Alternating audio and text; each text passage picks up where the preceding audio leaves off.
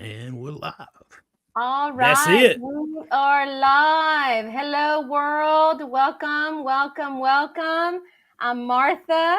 We've got Susan in the house and the one and only Sean at Intentional Carnivore. We're going to have a good time tonight. Welcome, everybody. We're going to give Welcome, welcome. some time for you guys to pop in, say hello in the chat, and tell us where you're watching us from. Absolutely. It's good to see you guys. Good to see everybody coming in and good to be with you, Martha, and you as well, Susan. I've been looking forward to tonight. Oh, so I have have I. too.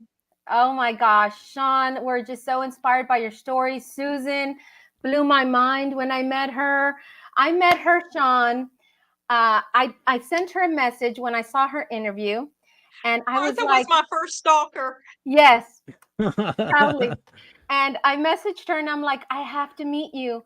And she says, hey, well, I'm going to go walking. Do you want to join me? It was 5:30 in the morning. And I'm like, yes, I'm there. So we met each Nice. other in the dark. Well, you remember how we met in the group? I ain't gonna Oh, out you in the group, but I went back. I tried to find some of Susan and I met in Carnivore Quest Mm-hmm. community on Facebook and been chatting.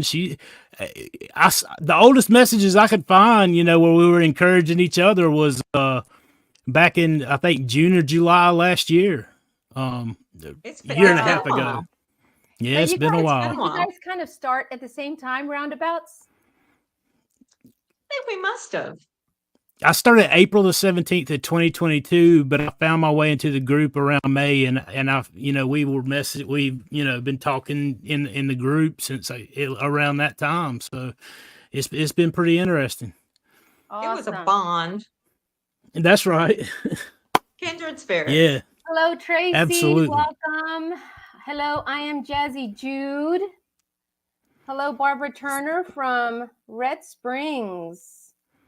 Oh, hey, North Barbara. Carolina. Yeah, a Franklin lot of folks that was Morrow. in the group Hello with from us. Rockingham, North Carolina. Hey, we've got a rock star, Limitless Lindy. Lindy. Hey, Lindy, Lindy, I She's what's have up, so my seen you in friend? awesome. your videos. She is You're awesome. you're amazing. You're doing so amazing. You're a legend, baby. Yes. Yes, good to see you. Carney Vlog, my buddy Tracy Steve, Tracy. Kinsel. Good to Hello, see you hello. guys. Carney Vlog from Ohio. What's up? Awesome. Give you guys some moments to come on in. Hello, Bama J from Alabama. Hey, Bama, good to see you. Cheryl. Hey, with Wisconsin in the house. Hi, Cheryl. Welcome. Awesome. We're going to have a good time. Absolutely. How are you guys tonight? I should have asked that. Susan, Martha, you guys doing all right? Doing awesome. I'm so blessed, and I'm the baby carnivore of the group. So I'm excited about that because I'm still learning. So I'm gonna have questions for you guys. So I'm only, let's see, I started May 29th. So June, July, August, September, October. So about 5 months. So, Nice. That's awesome. down 34 pounds. I'm not walking 15 miles a day like Susan, but All I'm gonna right. get there, Susan. I promise. All I'm gonna get right. there. We all trying to keep up with Susan. She's putting I'm us all to telling you. shame. She's getting enough steps for all of us. I know. Kelly Hogan gets so excited when she walks as much as Susan. Did you see she called me out one day with her 36,000 steps? Yeah. So I went out that day and did 20 miles. Yes. 20 miles She in one messaged day. me. She messaged me to brag all that. She was bragging to me, and I'm like, okay, you little upstart. That was awesome. Let me go do 20. And even the guys, because I live in a college town, so I went to the park and did the track. Even the guys were like, why are you still walking? You've been here hours. And I'm like, well, there's this woman named Kelly Hogan who's just trying to take my crown. There's not a lot I do and do well, but I can walk. Marty She's decided Mack, to what's take up, my buddy? crown. So I'm Good to here. meet you, Marty. I'm just going to do mile after mile. That's and I right. got 20 That's of them right. in, and they were cheering me on every time around. Every time it was hysterical. I was going to That stop at lady right Nice. 18, and there, they're like, keep going. you guys say hi to my mom. That's Raquel Gale right there. Say hi, Oh, mom. hey. Hey, Hey, Mom. Mom. It's good to see you. She's not Or she's not see doing you. carnivore, but she's very supportive. Oh, hey, We'll we take we support. We'll take support. Yes, absolutely. ma'am. There's Mike. Hey, PRAW Mike. Primal Mike. Ah, Primal Mike. Nice. Well, yeah. What's up, Mike? How you? Hope you're good tonight, my friend. Telling you. Tanya from Michigan. What's up? Hi, Michigan. Good to see you. The carnivore questers have followed Sean. That's right, man. awesome. It's awesome, man. The support. I mean, the community. It was critical. You know. I mean, Mhm. there's a lot of It's a stuff great group. that. Yeah, I mean, Yeah. it's definitely a great group, and a lot of folks have seen a lot of big things and been supportive and Mhm. grown and just gotten close, man. I mean, Hmm. like I'm extremely thankful for that group. You know, not just everybody. Well, and Everybody who knows me knows how I feel about Larry and Cassie, obviously. But there's other me people. You know, too. you guys that I've traveled with. I feel like maybe we don't talk on the phone every night, obviously. But like when you get to know people in those groups, and when you see them Mhm. post. And you follow their journey for so long, you know, you feel like you Yeah. know them. So you just, it definitely helps you along and helps the journey a Well, lot. you do Community is get to know their huge. heart. Hmm. For Yeah. following them every day, their journey, you do get to know their heart. And Larry and Cassie do such a great job of managing that group well and keeping some the snarkiness and some of the pettiness out. And Cassie will Hmm. call it out and get rid of it. She has blocked people. She has gotten people out. She has a great deal of patience, but she does not Suffer um fools. exactly. That's That's right. awesome. That's right. Hello, Karen Harrington. Good to have you, my friend. Welcome. Welcome, everybody. That's awesome. So I'm so excited that we could all get together. We've been talking about this for a while, about getting together. And this is the first time that I'm meeting Sean, even though we had talked previously. But this is the first time I get to meet Sean, and just honored, honestly honored to know both of you.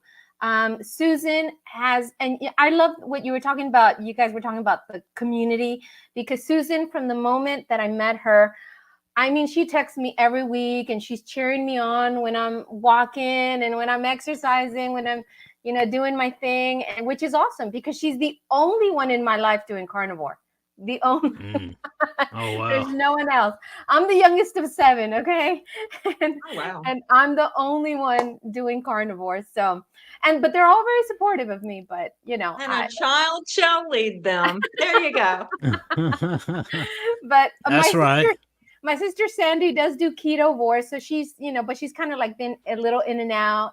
But everybody's been so supportive, and I appreciate that. But I really appreciate Susan, who's been texting me every week, and we text each other and encourage each other and learning from her. And so it pushes me every time I see Susan going on her walks and posting photos and stuff. It inspires me, and I'm like, I have to get out there. Susan's going out there 15 miles a day. Like, I have to get at least 3, 5, Girl, you are something. hardcore. She wears a weighted vest. A Yeah. weighted vest. What is that, 40 pounds?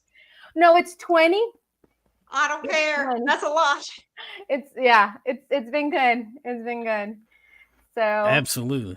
Yeah, you got to have those encouragement, those friends. I mean, yeah, God knows what you have need of, and He will place these people in your life at the right times that help you get to where you guys can help each other get to where you want to be. You know that we're not designed to do life alone. I mean, right. from the set out from the get go, we were designed to do life together, do life with Mhm. people. You know, Right. so And truly, that's been the major difference for me, because I've before, when I did keto, I failed because of the carb addiction, but also because I really didn't have the community around me, and I didn't plug in. Honestly, I didn't do the effort to plug in. And this time I was mhm. like, all right, if I'm going to succeed, I have to do everything in my power to plug in with the community and keep accountable. with people that are doing it as well. And that really has made all the difference this It time. helps because they help carry the load for you. It Yeah. really does help. Mhm. Yeah. Oh, absolutely. I mean, do it anytime you find yourself isolating and moving more inward and away from people. That should be your first red flag that something's got to change. Right. I think, and that applies across the board. I see a lot of the same principles, in different areas of life. The thing is, you just mind your own business, you stick to yourself, you do your own thing. And I mean, I understand why, in the way things are, we would be moving to that direction. However, we take it like we do everything else to the extreme and isolate ourselves to the point to where you get singled out and taken out. And that's kind of, I thought, as a society we defeat ourselves so much doing that. Mm-hmm. When you leave the herd, that's a bad thing. Oh, the enemy loves a lonely traveler. Yes. Oh, It's so You get picked absolutely. off. You're easy pickings. Yep. That's Oh yeah. awesome. That's awesome. Well, I am so excited because I know that sometimes we live in this carnivore bubble because, Mhm. we think everyone has heard your story, Susan, because when Susan came on, she had like over 100,000, views in that interview. And Sean, you blew up when you came out with your story. It seemed like it was overnight. It was incredible. Yeah. And but because it just inspires, your stories just inspire so many people. And so sometimes in the carnivore bubble, it can seem like the whole world has heard our story already, and it's not true. There's so many people that have no idea that people actually can eat this way, because I still get bewildered looks when I tell them I eat only meat. They're like, really? They're like, they have no idea. So I'm so excited to be able to um, share your stories and to hear them all over again, because I feel like I learn something new every single time. So thank you Mm. so much, you guys, for being here today with us and to have this conversation. We want more people to know about this way of eating, because it hasn't just been a weight loss program. This stuff has Mhm. changed y'all's lives. Oh yeah. Oh, it 100%. gave me my Uh, life back. I would say the weight loss is one of the great benefits of it, but it's like definitely not at the top of the list. Like, it's on the list and it's pretty high up, but I don't know that it's at the very top. Right. So why don't But we it's start with nice. your story, Sean? I really want people to, especially the people in my life. In my life, there's so many pastors and so many people in ministry, but I want everyone that has never heard who you are. I know there's a lot of carnivore community here, but there's going to be people out there that have never heard your story, Sean. I want them to have a little bit of context as to where you were at about a year and a half ago, or whenever it was that you began, to know what was your life like, what was your situation. I would really want them to know the context behind, so they can appreciate what the amazing transformation you went through. Oh, absolutely. I'll be glad to share it. And so, like most people can attest to, and all those who have heard the story, I spent a lot of years making a lot of bad decisions, whether that be for willful neglect or willful ignorance. Either way, I made a lot of bad decisions. I spent a long time trying to help other people, but and not really taking care of myself in more ways than one. It wasn't just you notice a lot of the issues after you get out of the situation and reflect back, if you're doing a good enough job reflecting. And so, I made a lot of bad decisions physically with my physical health, but also with my mental health, my emotional and spiritual health. There was just a lot of things that wasn't right and I wasn't fixing. And when you just take what comes, you end up wherever it will. There's no plan, there's no intentionality to it. There's nothing. So that's where I spent most of my life. I come to know the Lord many years ago. So it's not that I wasn't a believer. It's not that I was, out committing crimes and doing things like that. It's just, I kicked the can down the road, paying attention to the details a lot of time. Days would go by and you not realize what's going on. But I had found myself in 2019, after working in EMS for 12 years. I lost my job. I was over 450 pounds, between 400 and 450 pounds. Wow. At my biggest that I know about, when I went to the doctor and was weighed, because the weights at my house, the scales at my house wouldn't go high enough to weigh how much I weighed. It just said error. And so when I went to the doctor, it said 457 pounds, and that was on, April the 17th of 2022. Were you able to walk, Sean? I could walk very short term. I was as big around as I was tall, and once I was on my feet for about 30 seconds or more, I would start going numb around my hips and my sciatic nerve area, the hips, down the back of my legs towards the back of my knees. And if I didn't sit down once it went numb, I would just fall over because my legs would go numb. I had edema, I had sleep apnea, I had non-alcoholic fatty liver disease. I was diagnosed with type 2 diabetes. My A1C was 7, right at 7. I had sleep apnea, I had gout. I was taking 5 different medications. I was depressed, I was anxious. I probably had PTSD if I had even seen somebody to get diagnosed with something like that. Just working in EMS, in the street, in the field all the time. But long story short, I spent from 2019 until I found Carnivore and started eating this way in April of 22. Those 3 years I spent in the deepest, darkest, most cold cell of captivity that I have ever experienced in my life. Yeah, that was from Christmas of 21. So that was a little right at 2 years ago. And that's from the house. Yeah. Right around the same time frame, 457 pounds, overweight, depressed. I laid that brown couch you see with all the pillows piled up behind me there. I would lay on that couch day in, day out. I would sleep all night, wake up, take a nap all day.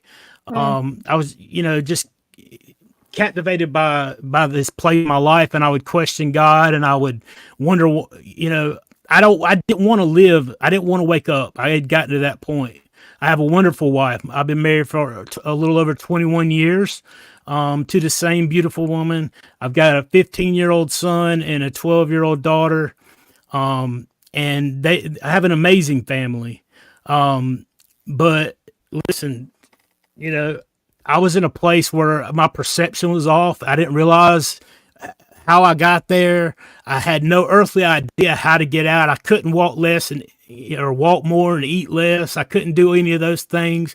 I hadn't worked in 3 years. I couldn't afford to get on some program or order my meals. I couldn't see a way out.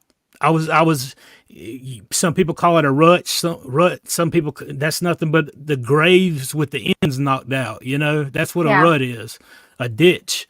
And I didn't see a way out, and I was losing hope. And if I had been able to explain to my wife and my children, a reason for why I wasn't going to be here, I probably wouldn't be here to have this conversation. I thought about dying every single day.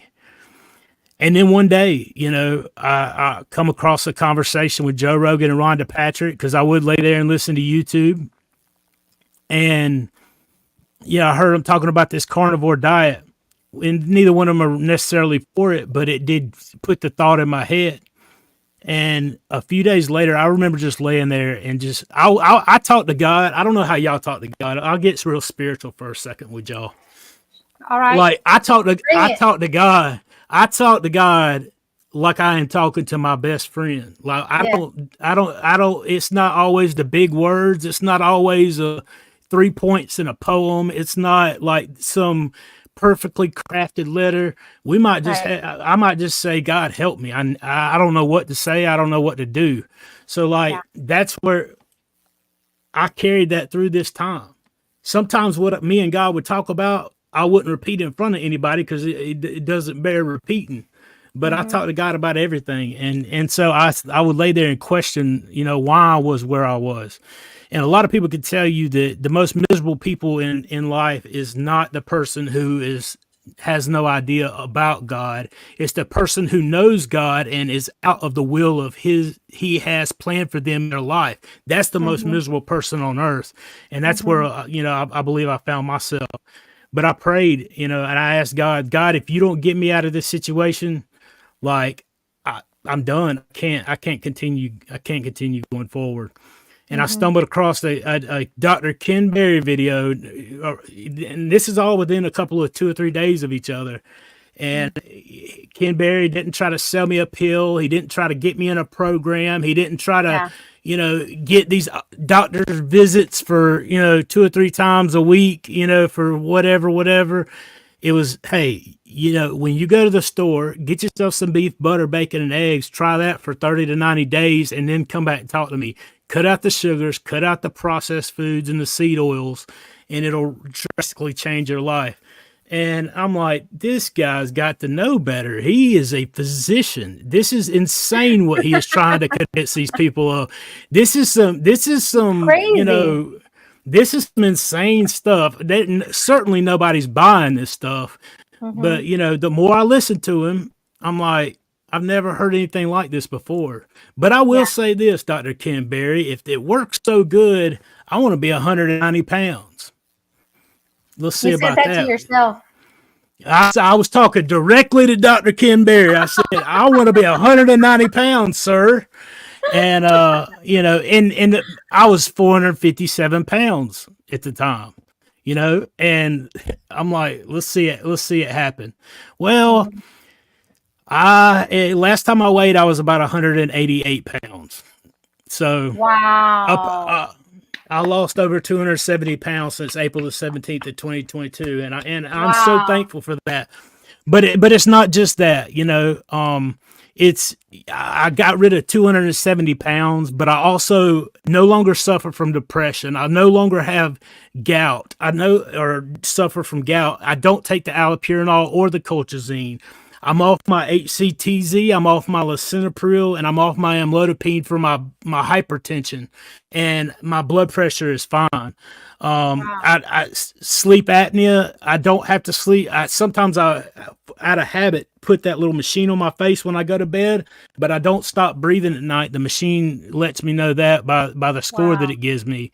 So many things, but the mental clarity and the things that it's provided for me that I had no idea, the mental health, the energy, the way that I feel, the being able to be a husband again, be a dad again, to be a son again, to fulfill all these roles, to be an employee again, to be able to, be an example for people, those are things that I never had an idea that Carnivore could work on.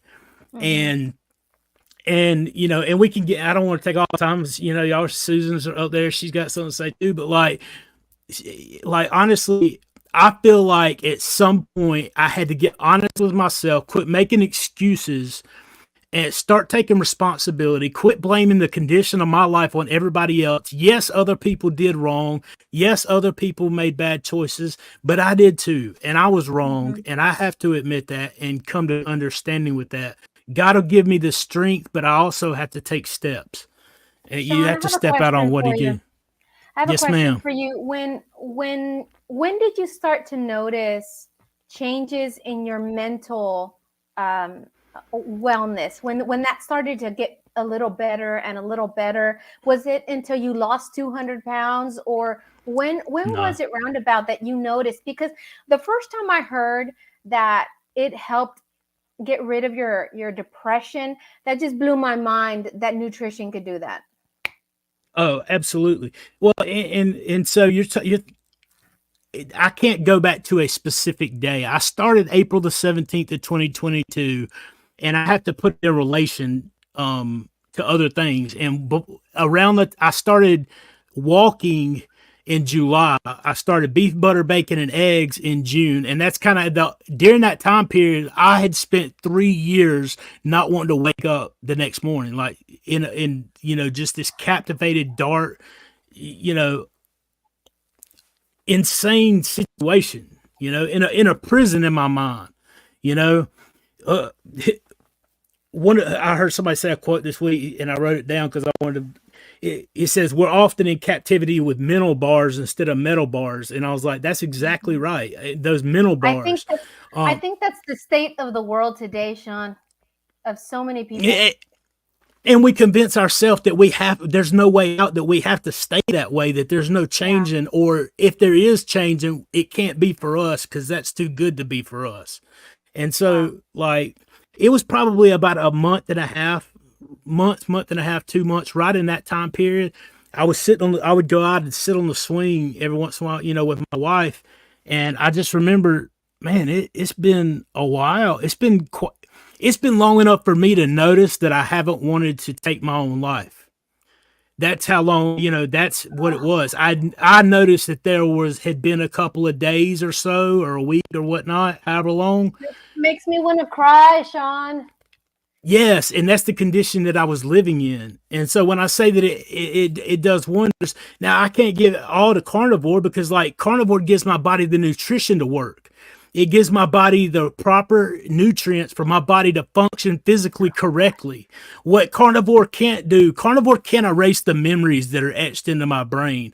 Carnivore can't erase the decisions that I made that were wrong and hurt other people. They can't do anything with all of those things, So that's where I have to tie my faith in. So Carnivore gives me physically what I need to function properly.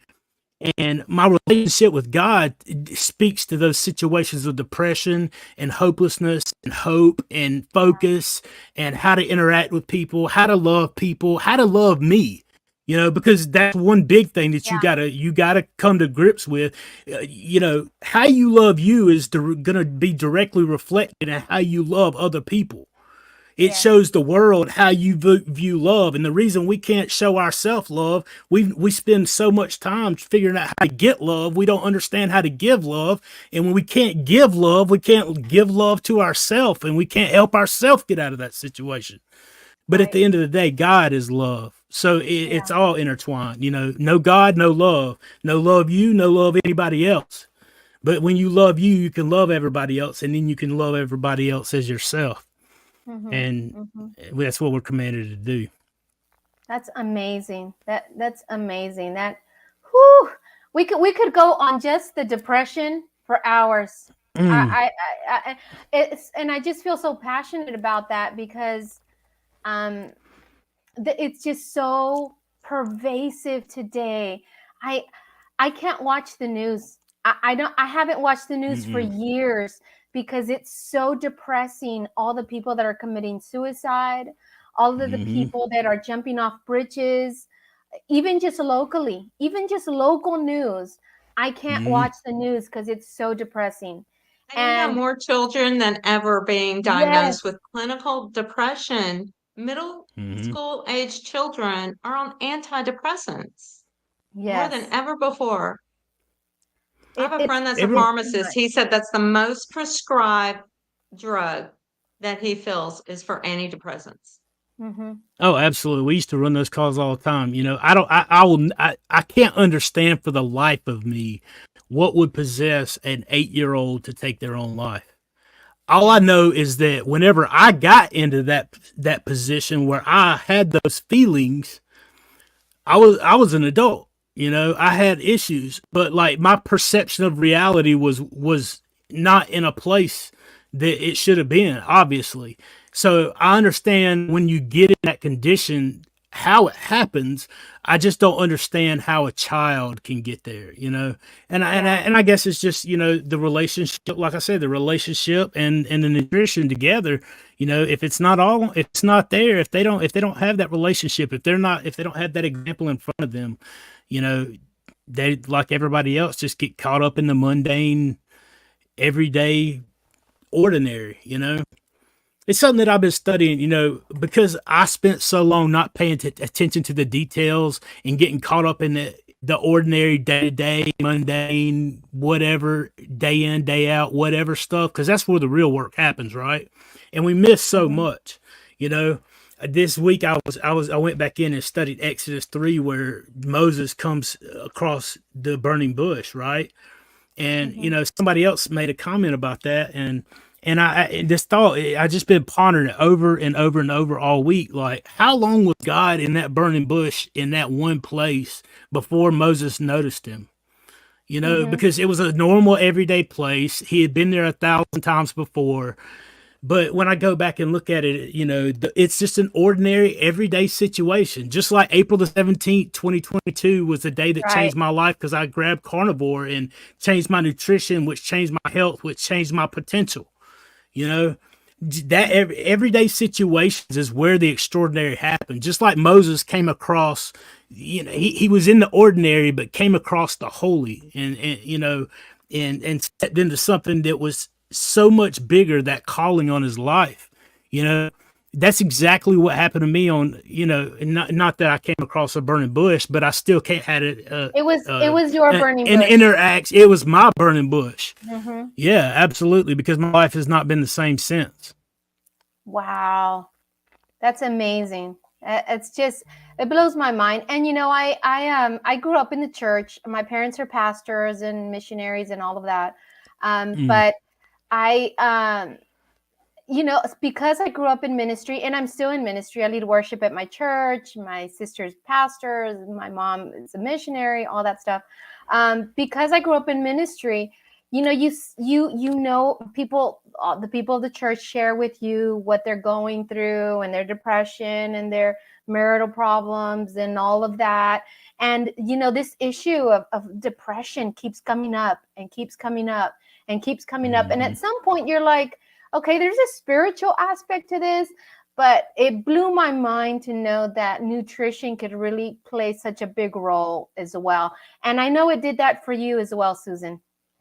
It definitely did. And also nutrition, if you're being nutritionally fed by the proper human diet, you quiet those other voices, and it exposes the lie. It exposes the power and the prison that you've Mhm, been influenced by. And so you get to see the truth. You start to see the truth.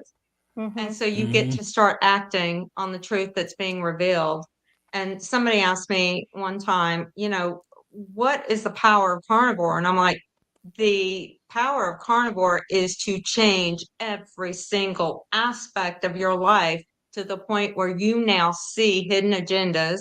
You see the lies that you've believed, things, hidden agendas of people, even that are exposed that you never saw. You see things clearly because you can think clearly. It Mm-hmm. clears the fog Mhm. out of your mind. And Mm-hmm. since it heals your mind, it's going to heal your behavior. But Mm-hmm. we all know Oh, the healer is absolutely. Jesus Christ. We know that he is the power behind anything he leads you to. In my Mm-hmm. case, Sean's case, it was carnivore. And we both had Mhm. mental healings because we were both in a prison Mm-hmm. that we Oh, just didn't know how to absolutely. get free of. Yeah. It's just it's a miracle. It really is a miracle. Like, I asked God that day. I remember Yeah. the prayer. I remember rolling off of the couch onto my face, onto my knees, and in my face, onto the couch, and being in tears, and asking God to do a work in me that I can't do in and of myself, that only He can get the credit for. And I Yeah. look back from that day to this day, and I have to say that He answered that prayer. Like, there's no other way to explain it. I didn't just reverse type 2 diabetes and eliminate non-alcoholic fatty liver disease, get off of 5 different medications, become employed, get rid of sleep apnea. I started a YouTube channel. I've been able to reach out to thousands of people. I've been able to share this way with my wife, who eats this way, with my brother and my sister-in-law, with my mom. There's other people out there, and there's no telling who has come in contact my way that I've been able to have some kind of influence or some kind of word to, that they may have just carried the word and gave it to somebody else that I had no contact with at all. And the Mm-hmm. glory gets to go to God for all that, man, because I could have never imagined doing this a year and a half ago. Even being here, sitting here talking with you guys, I would have been like, nah, I think I'm good, just laid on the couch and whatever. But God's got Right. plans. He's also got a sense of humor, because Mm-hmm. the whole public speaking thing sometimes. But It's good, man. God's doing marvelous and miraculous things. Susan, Amazing. Hey, did you see the Carnivore Quest video, Larry? It popped in my mind when you said something about miracles earlier. He actually is testifying on his video tonight too that he put out earlier today about being sober 9 years today, and Wow. God taking that away from him. So it's That's so awesome. much, man. That's awesome. Wow. Well, Susan, your testimony is amazing too, your story, because you actually didn't share your whole story in your interview. And I didn't put your whole story either, because you went through a lot with your husband. When her husband got sick, he got really sick. He got And really sick. it was difficult. And I know it's difficult for Susan to talk about, but she had to, she walked that with him every day, and healing his wounds, but he was not well, which caused you a lot of distress, Susan. Whatever you feel like sharing, I want you to share your story, Susan. Well, I have to share that because when he died after a 16-month illness, I was ready to die too. And just the emotional trauma of his death. I mean, we had been married almost 40 years. I'd married him when I was 18. He was my life. He was just my life. And one day we never, I don't know that I've ever said this, we never had a diagnosis. We never know, I've never known what he died of. I still don't. People had wanted me to have an autopsy, and he suffered so badly I couldn't do that. And so it started off with ocular strokes. Sean, I'm sure you know what ocular strokes are. I didn't know what those were, but he lost his sight. He had strokes in his eyes. They literally burned out his optic disc and his optic nerves. There was not going to be anything to bring sight back. What I didn't know is after strokes, there's a very high chance of vascular dementia. Nobody told me about that. So then we had the dementia, but the ocular stroke started a domino effect in his body, where the next symptom was he could not move his legs. So he had no movement from the waist down. Then he could not move his arms. So we had to start lifting him. He couldn't see, couldn't move his arms, couldn't move his legs. And then his body started to rot to the point where they had to bring me a suction machine to get all the stuff out of his throat, the rot out of his throat, so he could absorb the hospice meds. And so it's suctioning rot out of his throat, and his esophagus had rotted, is what had happened. And it came up like sawdust. And so I was trying to keep his throat clear.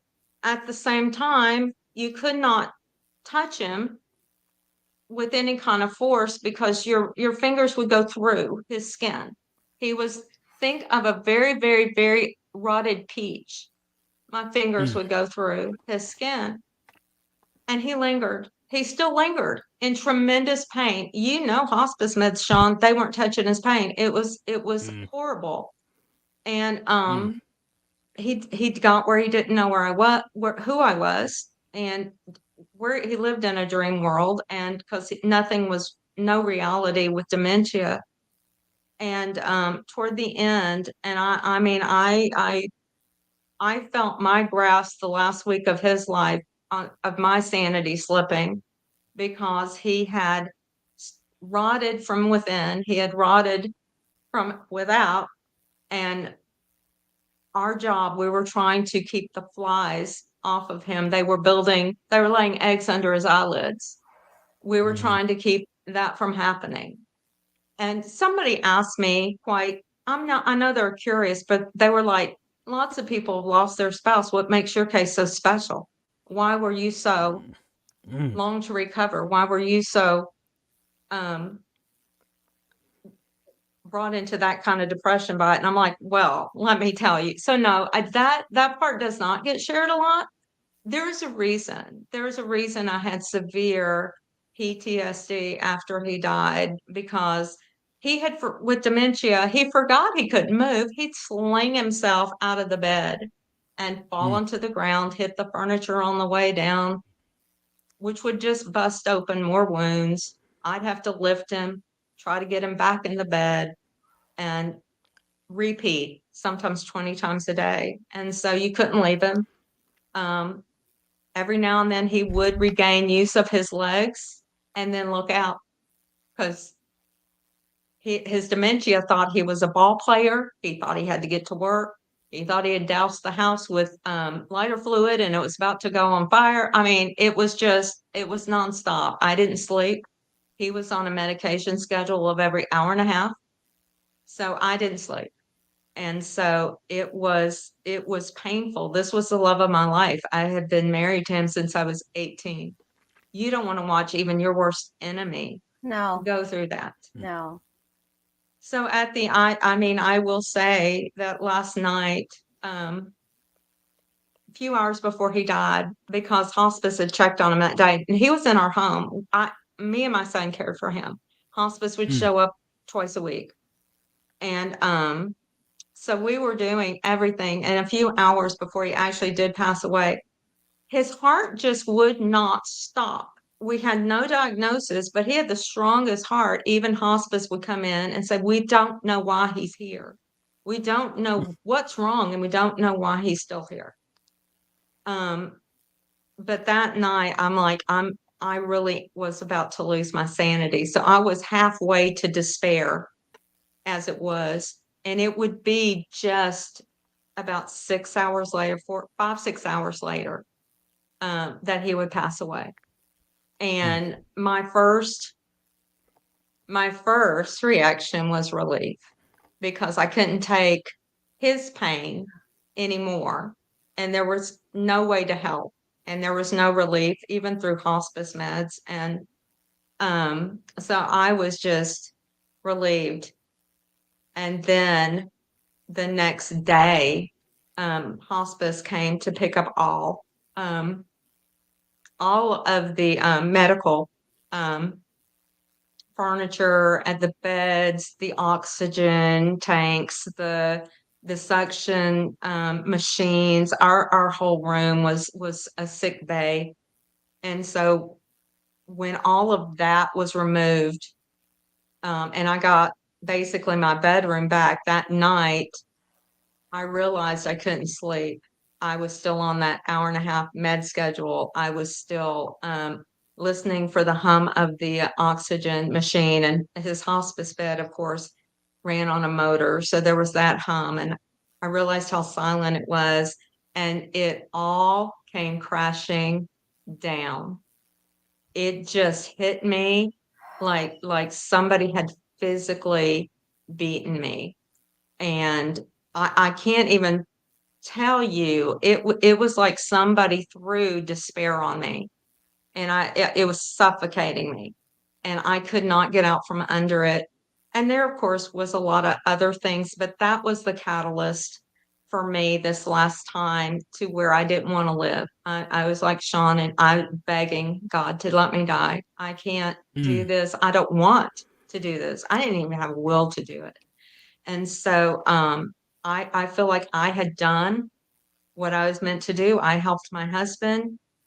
He had begged me in the beginning never to send him to a home or anything. When he first started getting sick, he knew he was going to get very sick. And I said, we won't do that. We would never do that. We cared for my parents in my home for 2.5 years. They died 9 days apart. The day my husband got sick was the day of my dad's funeral. I went from them to my husband. So it was a couple Mm. of years of that. So when people say, why was your grief so bad? Well, that's why. Yeah. It Yeah. was like being in a war zone every single moment of every single day. And so I would, of course, then we had to settle an estate. There are things to be done when somebody dies. There are tons of decisions to be made. I was in no mental state to make them, but there was nobody to help me. They had to be made. Life had to go on, unfortunately, because God was not taking me home. And so I tried to get on with just doing what I had to do and having no sanity really or clarity of mind to do it. And so a lot of decisions got made that I came to regret and had to undo what I could. And so I would talk about PTSD as the only thing I can call it. I would go out and try to get things transferred, titles transferred, all of that stuff. And I would look up and not know where I was. Not I remember being at the courthouse, not knowing where I was. I went to the bank to get his name taken off our mortgage, my name put on my mortgage, which they make you do all these hoops. You'd think a lawyer does that. Our lawyer did not do that. I had to take death certificates all over town. And I was at the bank and they asked what I was there for, and I told them. And she looked up in the computer and she said, "Are you sure your mortgage is here?" And I'm like, and I looked up and I said, "Where am I?" I truly had no idea where I was. I was at the wrong bank. I was at a bank I didn't even bank at. And I mean, I just had, and I knew then I need to go home. And I realized I was shutting down on even a basic level. I was shutting down. I was trying to be functional, but parts of my brain had already just shut off. And in that time, I thought, well, maybe I should move. I can't live in the house my husband died in, that we'd lived in for so long. Well, that was a mistake because then I felt like I abandoned him and moved. And so it would be a year later in my new home after I'd moved. I'd done all these things to try to get well, to try to recover, to try to go on with life. And all I did was get worse and worse and worse. Grief was not, people would ask me, "You're not," somebody once even said, I had said something about my husband. I'd said something about the grief I was still experiencing. They said, "You're not over that yet." I'll never forget that. I will never forget that. And it just crushed me. And then somebody else, 3 week people can be really insensitive about things like that. And somebody asked me 3 weeks later, I wanted to share something with her. I said, "I want to tell you about something that happened." It was 3 weeks after my husband had died. And she goes, "Oh, are you dating again already?" God had to restrain my fist because I'm telling you, a rage came over me. And I was just, and she knew it. She just knew it. She said, I'm sorry, I don't know what possessed me to say it." And I said, "Well, I certainly don't know what possessed you to say it, but you will never say something like that to me again, or anybody who's just buried their husband." So I had the emotional meltdown, I had the emotional shutdown, and then I had rage on top of it. That is the trifecta you don't want. And so by the time I was shutting down, it was the only answer to me. I need to die. I didn't see any other way. And so I'm like, the answer is I have to die. How do I do that? As a Christian, how do you do that? How do you do that? That's But the also, question, isn't it? how do you do that? So I just kind of stayed in that pit. And one day I was just crying out to the Lord because I saw I'd done all these things to try to heal. Nothing was helping. It was getting worse, in fact. And I just had a vision, Martha. Of course, this is usually where everybody starts the testimony because it's the beginning of my carnivore journey. I had a vision of I had gone up to 315 pounds. So I was just I was drinking a lot and living on frozen pizza. That was my life. My whole freezer was full of frozen pizzas, not even the good ones. And my pantry is stocked with wine. That's what I lived on. And so I had a vision of my son, and it was devastating for him watching his dad also because my son had lost 5 children. And so he had some brokenness. He had some sadness in his life and some things he had been healing from himself. And so when I saw that vision of him having to take care of me the way we took care of his dad, and it crushed me. It reached me where nothing else was going to reach me. And I cried out to God and I said, I don't want that to happen. Would you just take me home so that doesn't happen? And I don't want that for him. And then I got to thinking about him, my son watching me being lowered in the ground or cremated, and I he shouldn't have to experience that. And I said, Lord, what can I do? I'll do anything to keep this from happening to him. I didn't care about me, but I cared about him. And he became my wife. And I'll never forget, I heard the voice of God. I may have heard the voice of God 2 to 3 times in my life total. And I heard that voice that day say, I've got a plan for that. I'll never forget it. I'll never forget it. And I'll never forget it, the way it was said, because in that moment, life came in to my heart, light came into my mind, and I had hope for the first time in so long. And and what's so funny about that is I experienced that, but nothing changed really on the outside. I didn't know what to do. I still didn't know what to do. It was And like this is a where small little flame of hope. it's all I needed. It's all I needed. And that's all I could take that day. I couldn't have taken the plan that day because the plan ended up being, insane, carnivore. So I couldn't have taken more. But that day, it was a week later, I guess. My sister was having some health issues, and she just out of the blue said, I've been really thinking about doing keto. We had done Atkins before and felt really good on it. So she said, I think I'm going to go back and low carb it and just September 1st. It was September 1st. She said, September 1st, I'm gonna go keto. She said, just so you know. And I said, well, I'll do that. I'll do that with you. Which was crazy. It was an impulse. I'll do that with you. And I knew when I said it, that's the plan. Oh, that's the plan. You're very sneaky, God. You got such a sense of humor. That's the plan. Okay, well, we can do this. That's And I was right. feeling pretty good about it until I took her walking and she fell and broke 3 bones in her back. So Oh, She took her walking the same place you took me walking, Sean. no, no, I took her to a different trail. Okay. it was a test. It was. So she had to go to rehab and hospital. It'd be a year for her. The bad thing is, a month ago she fell again, and so we're back. We're right back to where we were 2 years ago. But obviously, hospitals, rehab, that's not conducive to doing anything low carb when they're giving you their food. So even when she came home, and she said, I can't really do keto right now. And she couldn't stand to prepare her own meals. She couldn't cook for herself. So I said, that's okay. You just get well and I'll carry on. I'll go on. Because I knew just even in that week, things had changed. I had quick results on keto. I had quick results, weight loss results. And I just knew that this was working. I knew it was something God had planned for me. Susan, And Susan, about 5 months, when did you feel like your PTSD started to come down? that happened on carnivore. And I mean, it happened quick on carnivore because I was Okay. still struggling on keto with trigger foods and with Yes. all these keto type Yes. foods, that mimicked a standard American diet. To Yes. me, it was like The I keto don't. treats. Yes, the keto cookies, the keto ice cream, all of those things just drove me crazy. And I did keto clean and strict, and I never had a cheat. And so those things bugged me.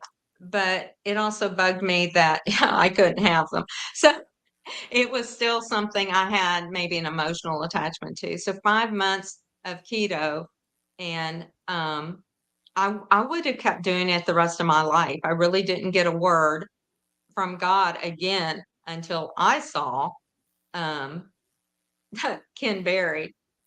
And just like Sean, I ran across Dr. Berry talking about, and it was a 70-day challenge, carnivore challenge. And I'm like, let me listen.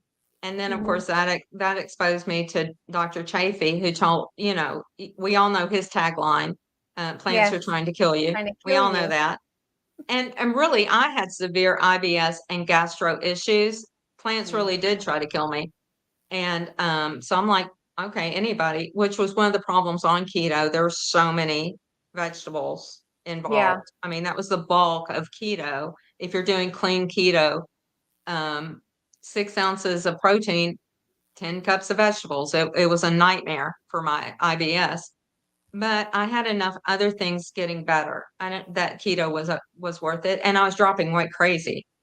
But then after the Dr. Barry video, I heard that voice again, and I'm like, that is crazy. And then I heard I the thought the voice, yeah, same and that's thing. what you're I doing thought it was next. crazy. Yeah. And then to Mm-hmm. hear the voice, yeah, you're doing that next. And I knew it. I knew it. And that was Mm-hmm. February 1st, 2022. Then in just a few months, I will be in carnivore 2 years. Have my 2-year carniversary. But I knew it. I had an inner conviction and I knew it. And so I started day one and no weight loss.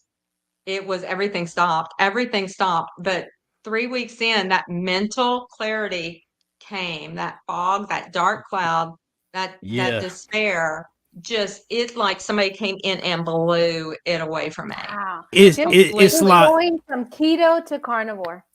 Mm-hmm. it's like light shined into the darkness, and the darkness Yes, comprehended it not. I was like, my exactly. goodness, Like the It it is is cockroaches amazing exactly just when. like that. scattered, right? They just It is exactly like Mhm. that. And I've been under darkness for so long Oh that yeah, that was the true miracle to me. And so, no weight loss. But by then I had lost on keto, I'd lost 60 pounds. So I was okay with that. Um, just the mental stability, the emotional stability, being able to trust my thought processes. Um, it meant everything. It was such a and miracle. you didn't go And carnivore because you wanted to get rid of the PTSD. You went carnivore because you wanted to continue your weight loss and health, and that must have surprised you then. it really did surprise me because I had heard that carnivore, you don't do carnivore to lose weight. You Hmm. do carnivore to heal. Right. And Mhm. I had a lot of things to heal. I had neuropathy pain, I had kidney stones, IBS, allergies, rosacea, painful joints, bone on bone knee pain, sciatica, headaches, teeth sensitivity, Look at exposed you. dental Pause. exposed dental Time nerve. out. Time out. Look at you. You look like a hottie. Wow.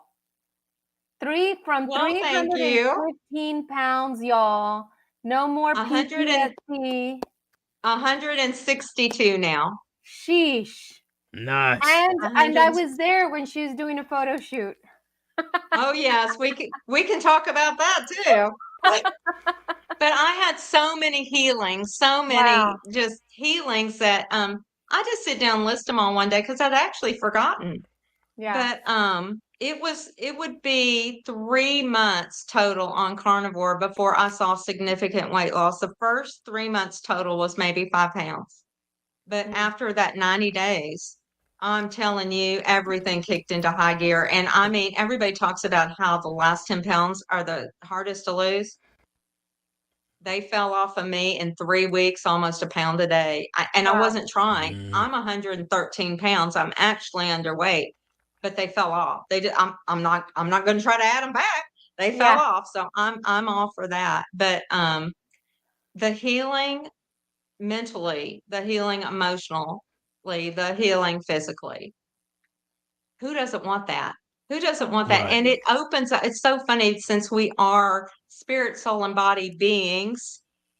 You can't separate your faith walk from that. You can't separate Mm-mm. God from that. You can't concentrate just on the physical. So your spirit gets healed along with the rest of you. And it's kind of amazing how God shows you things and walks you through things when your spirit is being healed as well. And we all have some of those spiritual wounds that we carry as well that God has to reach.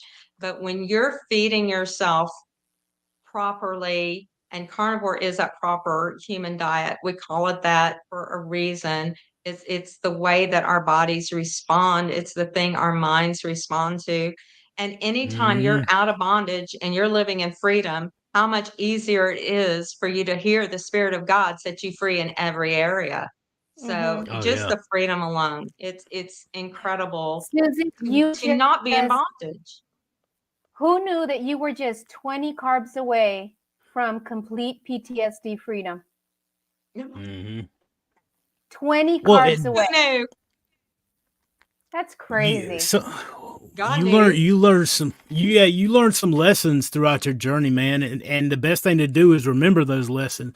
Yeah. That's what I mean. There's so much that you covered as far as like the hurt and going through those things. You don't even have time to start healing until after your husband passed, because like Yeah. what are you going to do, take time out from caring for him to go process Yeah. this yourself?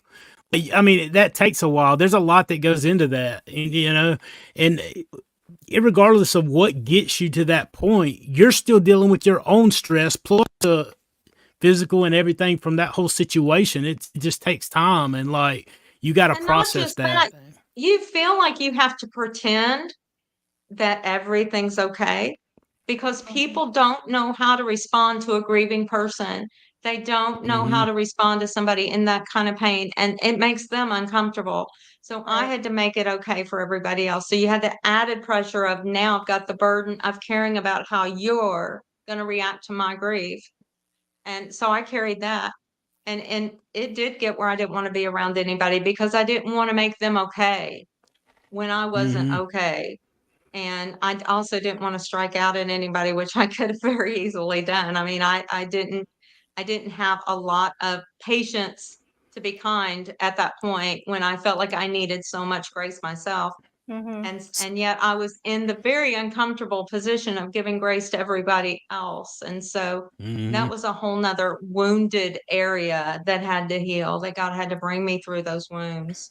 Right. And So because no, I was gonna say when somebody says that God won't put more on you than you can bear, like what is that first thing you think of when you get there? Like, because I've been asked that a number of times. I can tell you how I I think respond. How do I you think feel about that's that? not Like, true. It's completely not true because that's not what that verse means, first of all. And God will not that's put on right. you more than He can bear. Come And on, come on, come on. since He lives in our hearts, and let me just tell you, He My takes yoke you through. is easy And my Yeah, and burden my is light. burden is is light. light. Yeah, Mm, exactly, exactly. So I've even had to relearn some things recently when I start having some old patterns of thinking.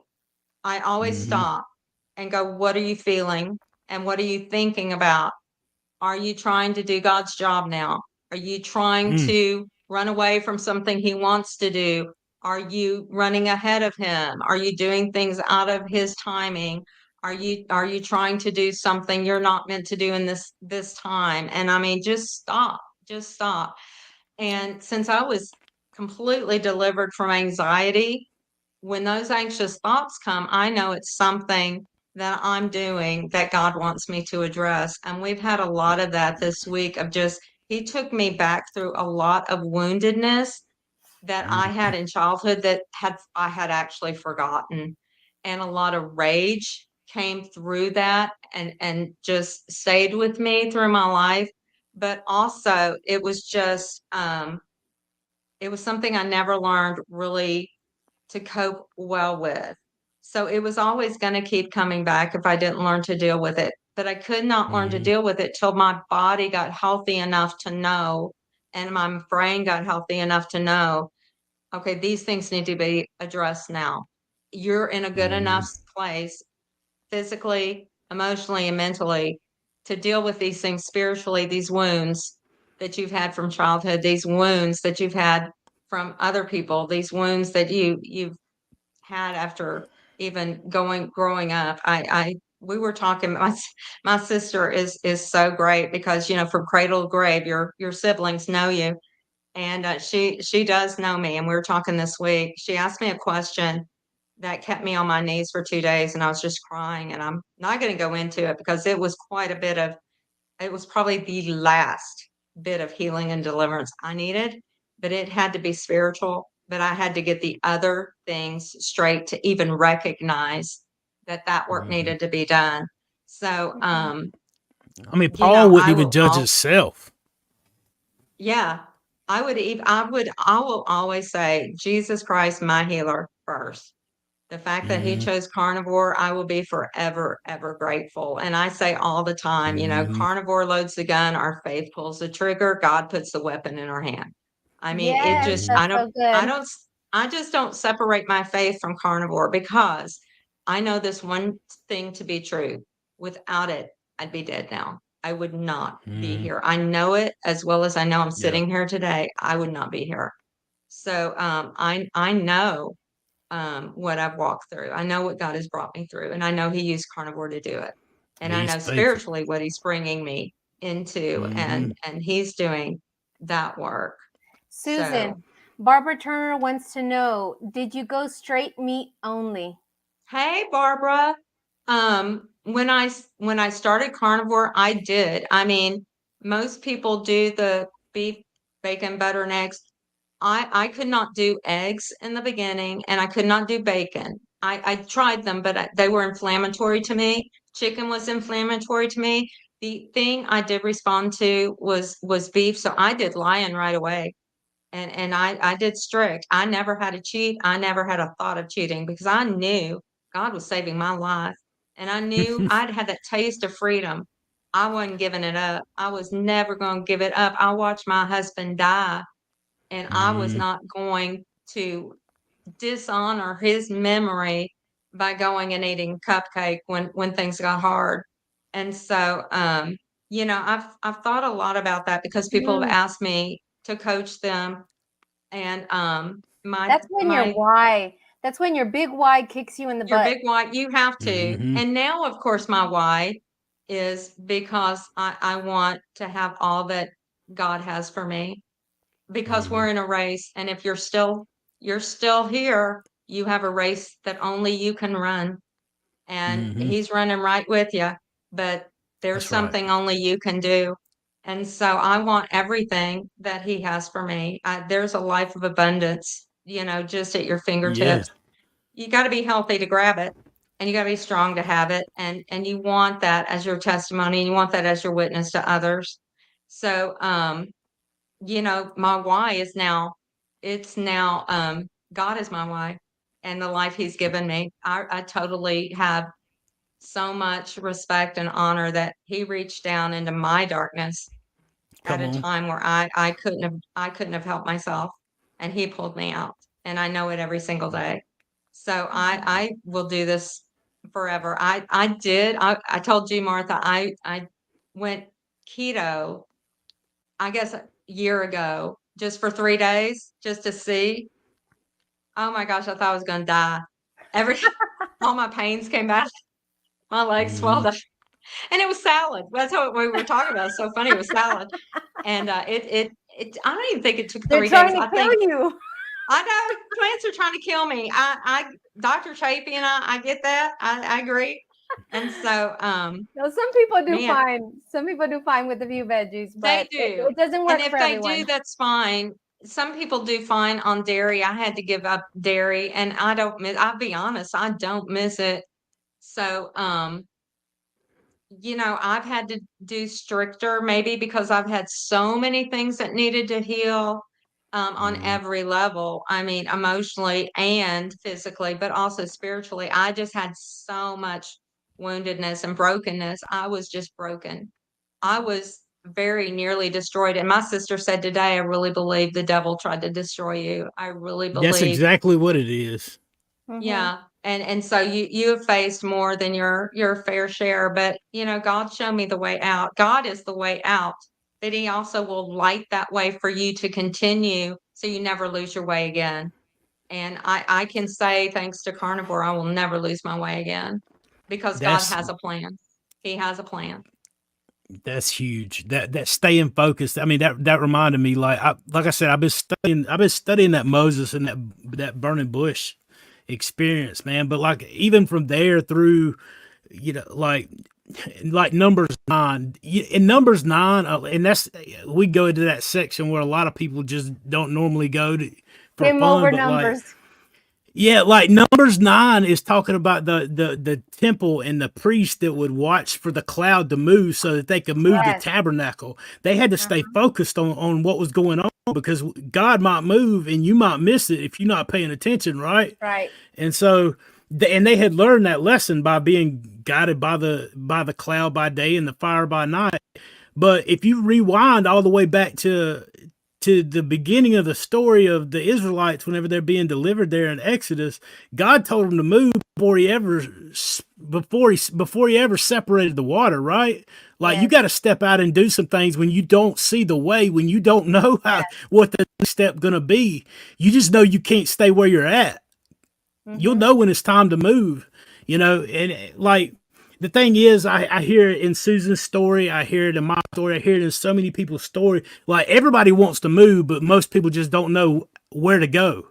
And that's where the focus comes in. That's where I'm always reminded to stay focused. When I start losing my way, and whenever I start getting off, and I start getting distracted by the insignificant little things that could consume you, I know that it's time for me to get back focused. I'm with you on that, Susan, 100%. I have a Think question about for what you you're guys. thinking about. Have a question for you guys. Were there, because I'm in month 5. So were there ever moments where you wanted to stop, halfway through? Was there ever moments where you're like, I'm getting a little tired of this? For me, I never did. I never did get tired of it. It's so funny that the foods that were healing me, I actually got an insatiable desire for. I just wanted more and more of what I was healing me. I just knew I had a conviction about it. I never got tired of it, and I never wanted to stop, and I still don't want to stop. You know what I've eaten the last 2 days, so no, I don't want to stop. Yeah. Yeah, I'm I'm the doing same. good so far. So, Sean? Yeah, you are doing great. And I mean that was the same way it was for me as far as I didn't know that I could eat this way and continue eating this way, but the more it's not just what you're eating, but it's also what you're not eating. It's like a it's like a double benefit, right? So not only are you giving your body the correct nutrition, but you're also not sabotaging it by putting the improper nutrition in. It's a twofold thing that oftentimes we don't realize. We think, well, I guess I'm going to eat the right stuff and, miss and dread or, whatever the toxic stuff that I used to eat, man. But like as soon as I started getting into my body adjusted to eating this way, it became something that like that's really all I want. And I can definitely tell a difference whenever I try to eat, change up my way of eating and add anything to it, even like adding coffee back. I Yeah. had more energy before I added the coffee back in. I'm just addicted to coffee again now, and I gotta gotta quit it, right? Yeah, But it's so I think good. I get this question asked a lot. Don't you get tired of eating meat? And if they would have asked me when I was doing keto, I would have said yes. But Hmm. now that I'm doing carnivore, I would say no, absolutely not. Cutting out all carbs really makes all the difference. It did for Oh, me. 100%. I mean, I love it, and I'm probably still mostly lying to this day. I have beef almost every day. I will add lamb now and salmon a lot because I've gotten hooked on salmon for whatever reason, but it really is day in, day out, those 3 things, and I'm quite content. But then again, I don't get my entertainment, pleasure, or fun out of food anymore. That's So right. I don't look at it that way. I every time I sit down, I always just even make the comment to myself, it's time to have nutrition now.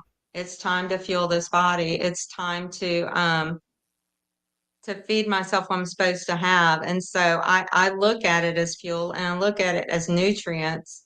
So since I'm not looking at it to fill some other need, I just don't have that other attachment that I'm always fighting. So, social things are no problem. Holidays are no problem because it really is your mindset.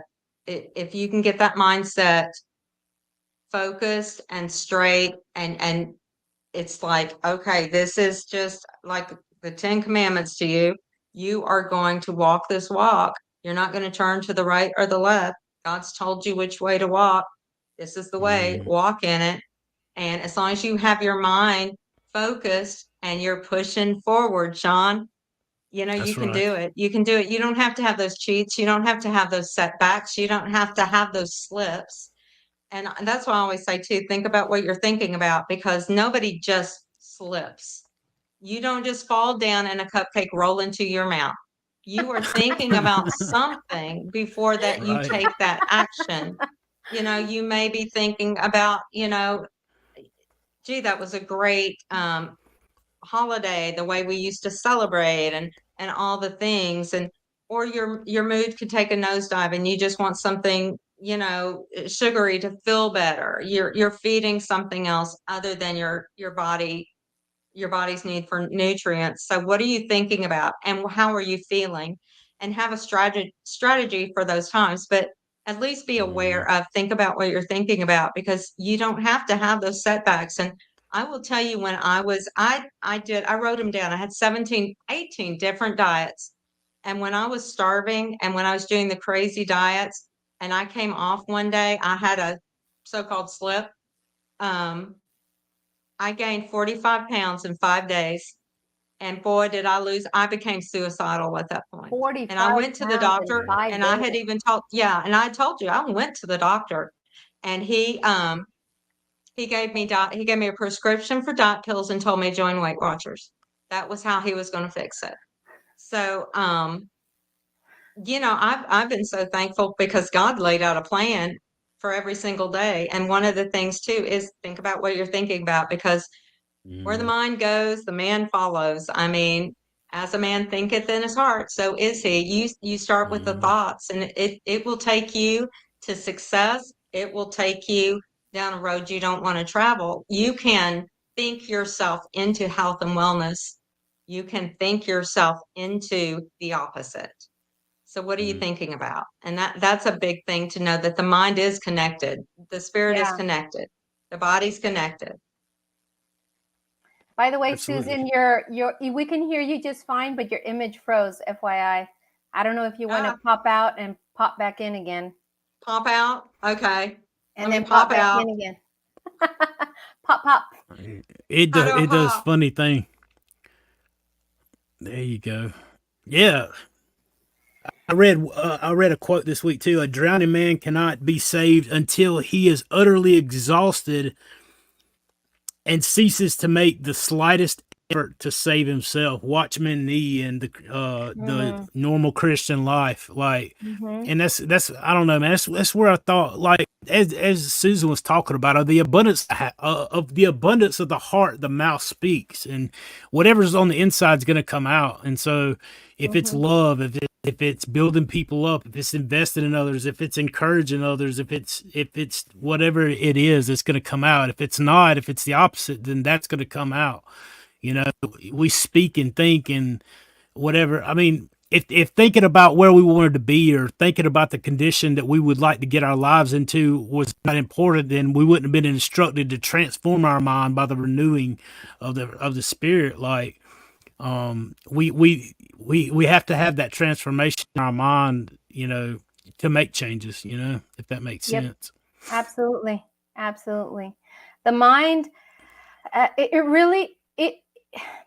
I think that's why I liked picking the title Choose Life for my very first video. I've only been doing this, I think this is my 9th video. Like, I just started. I'm a baby carnivore in all kinds of ways. I'm a baby YouTuber too. But because it really is a choice. There is a point where you have to make a decision. Oh, Susan's, let me add Susan back. Welcome back, You Susan. back. I'm back. What I miss? Not much. Well, Yeah, it's a choice, it's a choice. You have to, and that's why I loved, that's the scripture that I shared in the very first video, was at my brother's gravesite, where I recorded it. And for those that don't know, so my name is Martha, and my very first video I recorded at my brother's gravesite. My brother Joey was the life of our family, and he was only 51 years old, type 2 diabetes, and died from complications of that. And we saw him suffer and go through all the difficult things that you see somebody suffer through, and he had wounds, and I was helping to heal his wounds, and it was just a very, very difficult thing. And my best friend and a musician, loved the Lord, a man of faith, a man who just loved the Lord above all things and feared God and loved people, was very generous, was one of the most generous people I ever knew during the pandemic. He would go to different people's houses and drop off huge bags of rice and huge bags of beans, and making sure the pastoral team had food in their house because no one was going out to the store, and he had access to all this food, and just a generous guy. But he got nutrition wrong. He was addicted to carbs and sugars, just like we all were at one point or another, that got us to the place that we were at. And by the time he found out about Carnivore, it was a little too late for him because he was pretty advanced. And I just remember when you guys were talking about the depression, he couldn't see it in himself, but we could see that he was in deep depression. And we would, this is the first time I share it outside of my family, really, but we would go to his house, my sister and I, and our family. We would try to do these family interventions to try to help him please go to the doctor, because he hated going to the doctor. And you know how stubborn we are about going to the doctor, and just waited too late to get help. And going to see him and trying to talk him into getting help, trying to talk him into, you have to live, Joey. You have to try to live. You can't just lay down and die. You can't just, not. But when people are in such deep depression, it's so difficult to get out of that. No matter how many people love you, no matter how many people want to help you get out of there and encourage you. And even if you're a person of faith, it's a struggle. It's a deep, deep struggle. And that's actually, I'm doing Carnivore for me, but I'm really doing YouTube because there's a lot of Joeys out there. Yes. Yeah. There's a lot of Joeys out there, and these are real people that have real families, that have real children. Like my brother left 3 children and a beautiful wife, and beautiful community that loved him. There were so many people at his memorial service, and so many ministers at his memorial service, and it was a beautiful service. But how sad to have to say goodbye to someone at 51 years old because they didn't even know about this way of eating in time. They didn't know that you can get out of depression, that they could have been just 20 carbs away from PTSD, Susan. Right. And this is what motivates me, because there's so many Joeys out there, and we didn't have the opportunity to save him. But maybe the people that are watching can save themselves. Absolutely. I don't think there's anybody out there who, given the choice, would say, I'm not busy today. I think I'm gonna be depressed today. No, none of us can see that coming on to the extent. By the time we understand and realize that you're depressed at that level, like it's overwhelming. It's overcoming you. You don't realize it. Yeah. It's like a slow drift into it. And then all of a sudden you wake up one day and it's like the crushing weight on top of you that you can't move, that you never saw. It's like a boulder. Where did this come from? Like, it's not like, it overtakes you and then there's no way out, And I guarantee you, like, if you could ask your brother right now, he would absolutely try anything that he could to extend the time that he has with his family. There's so many people out there that are in the shape that, headed down the road that your brother was on, was headed down the road that myself or Susan was on, to metabolic, disease and just wrecking their body. And like, that's what I like realize, and that's the only reason I do YouTube, honestly, is because I believe blessed people will bless others, and help people help others, and save people help save others. Like, don't keep it to yourself. Tell somebody about it. You know, there's so many people who are laying on the couch like I was for 3 years, depressed, overwhelmed, thinking that the Yes. only thing they can do is take a pill or have a surgery to get out of that depression. And it really doesn't. Just try it for 60 or 90 days, you know. Yeah. Be real, be honest with yourself, you know. Don't let yourself off the hook, you know. Don't let yourself buy with the excuses that you made. That's the first thing I had to do, you know. Hey, listen, quit making excuses for yourself. It's not somebody else's fault that you ended up here.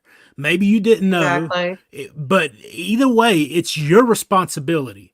You can't blame anyone else for where you end up. Yes, bad things happen. They happen to all of us. Things that aren't fair. Life is definitely not fair. It's never going to be fair. What we can do is get stronger, get more able, become more educated, and we can trust that our steps are ordered because the one who created us are the one ordering them.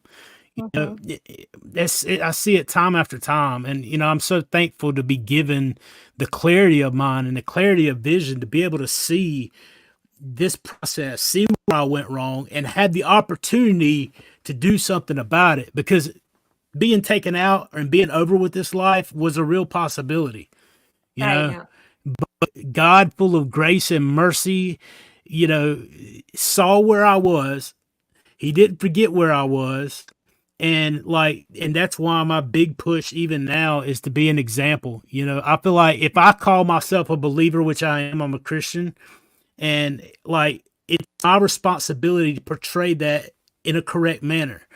If I'm walking around here miserable, depressed, and all these things, and not displaying Christ living through my life, like I'm saying, God can save me from hell, but He can't deliver me from my addictions and my depression. No, Right. God can, Exactly. and God Yeah. will, and He uses this carnivore way of eating to do it.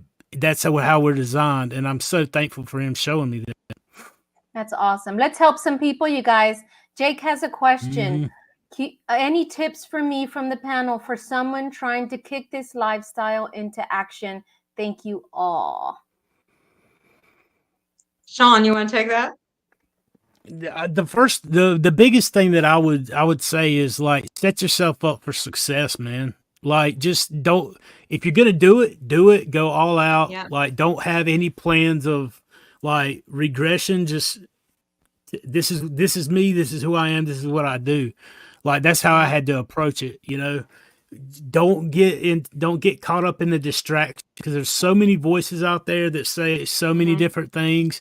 Like it's literally one of the easiest ways of eating. What you eat and what you do is like the easiest thing you'll ever do. It's literally eat meat when you're hungry and don't eat meat when you're not, you know. Exactly. It really is that simple. And you know, just don't get discouraged. That'd be my biggest thing, you know.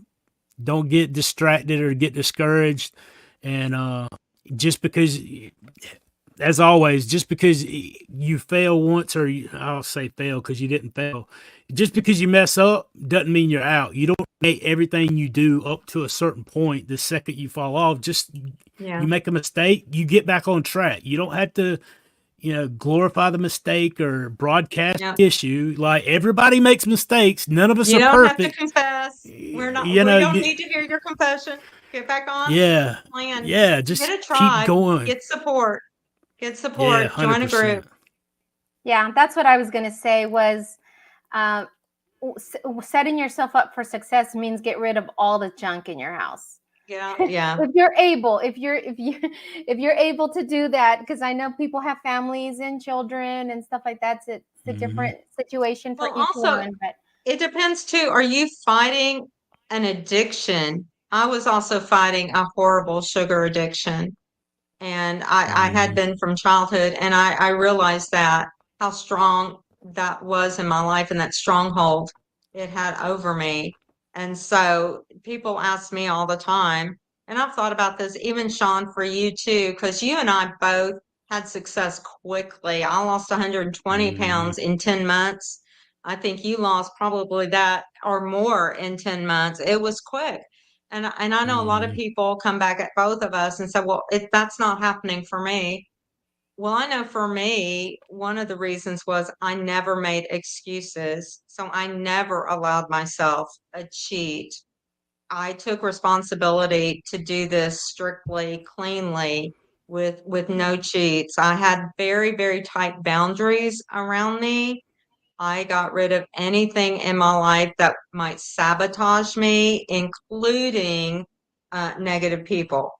So Yeah. that's where a community comes in really Mm-hmm. handy Yeah. because I have heard a lot of people, their friends sabotage them and they're like, well, I guess I need to just come off this because they're not going to let me, do this peacefully. And I'm like, you can get a whole new tribe that will support you and a whole new life, and a whole new life will come with it anyway if you do this long enough and heal. So um, the very first thing, Sean, you got right is set yourself up for success because then you don't want to make excuses. You don't want to do the cheats and you don't want to keep sliding backwards and coming back and coming.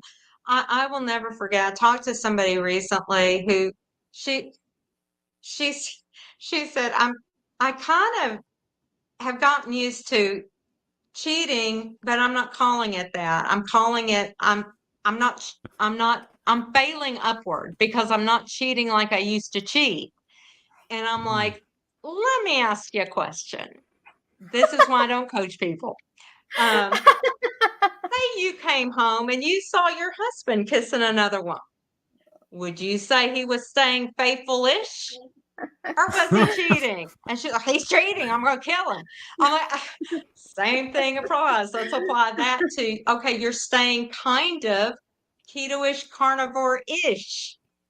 Just because Yeah. you're not having a brownie doesn't mean that's not a cheat because you know what it did to your body and you know that it set you up for a 3-day binge and you know your decisions after that were not in your best interest and were not serving you. So is it worth being cheating-ish? Are you going to go kiss a stranger in your driveway? I mean, let's just think about it a different way. Yeah. This And is why I will never be somebody's coach. no, and I understand why people say that because I used to say stuff like that all the time, but it really Mm-hmm. was setting myself up for failure.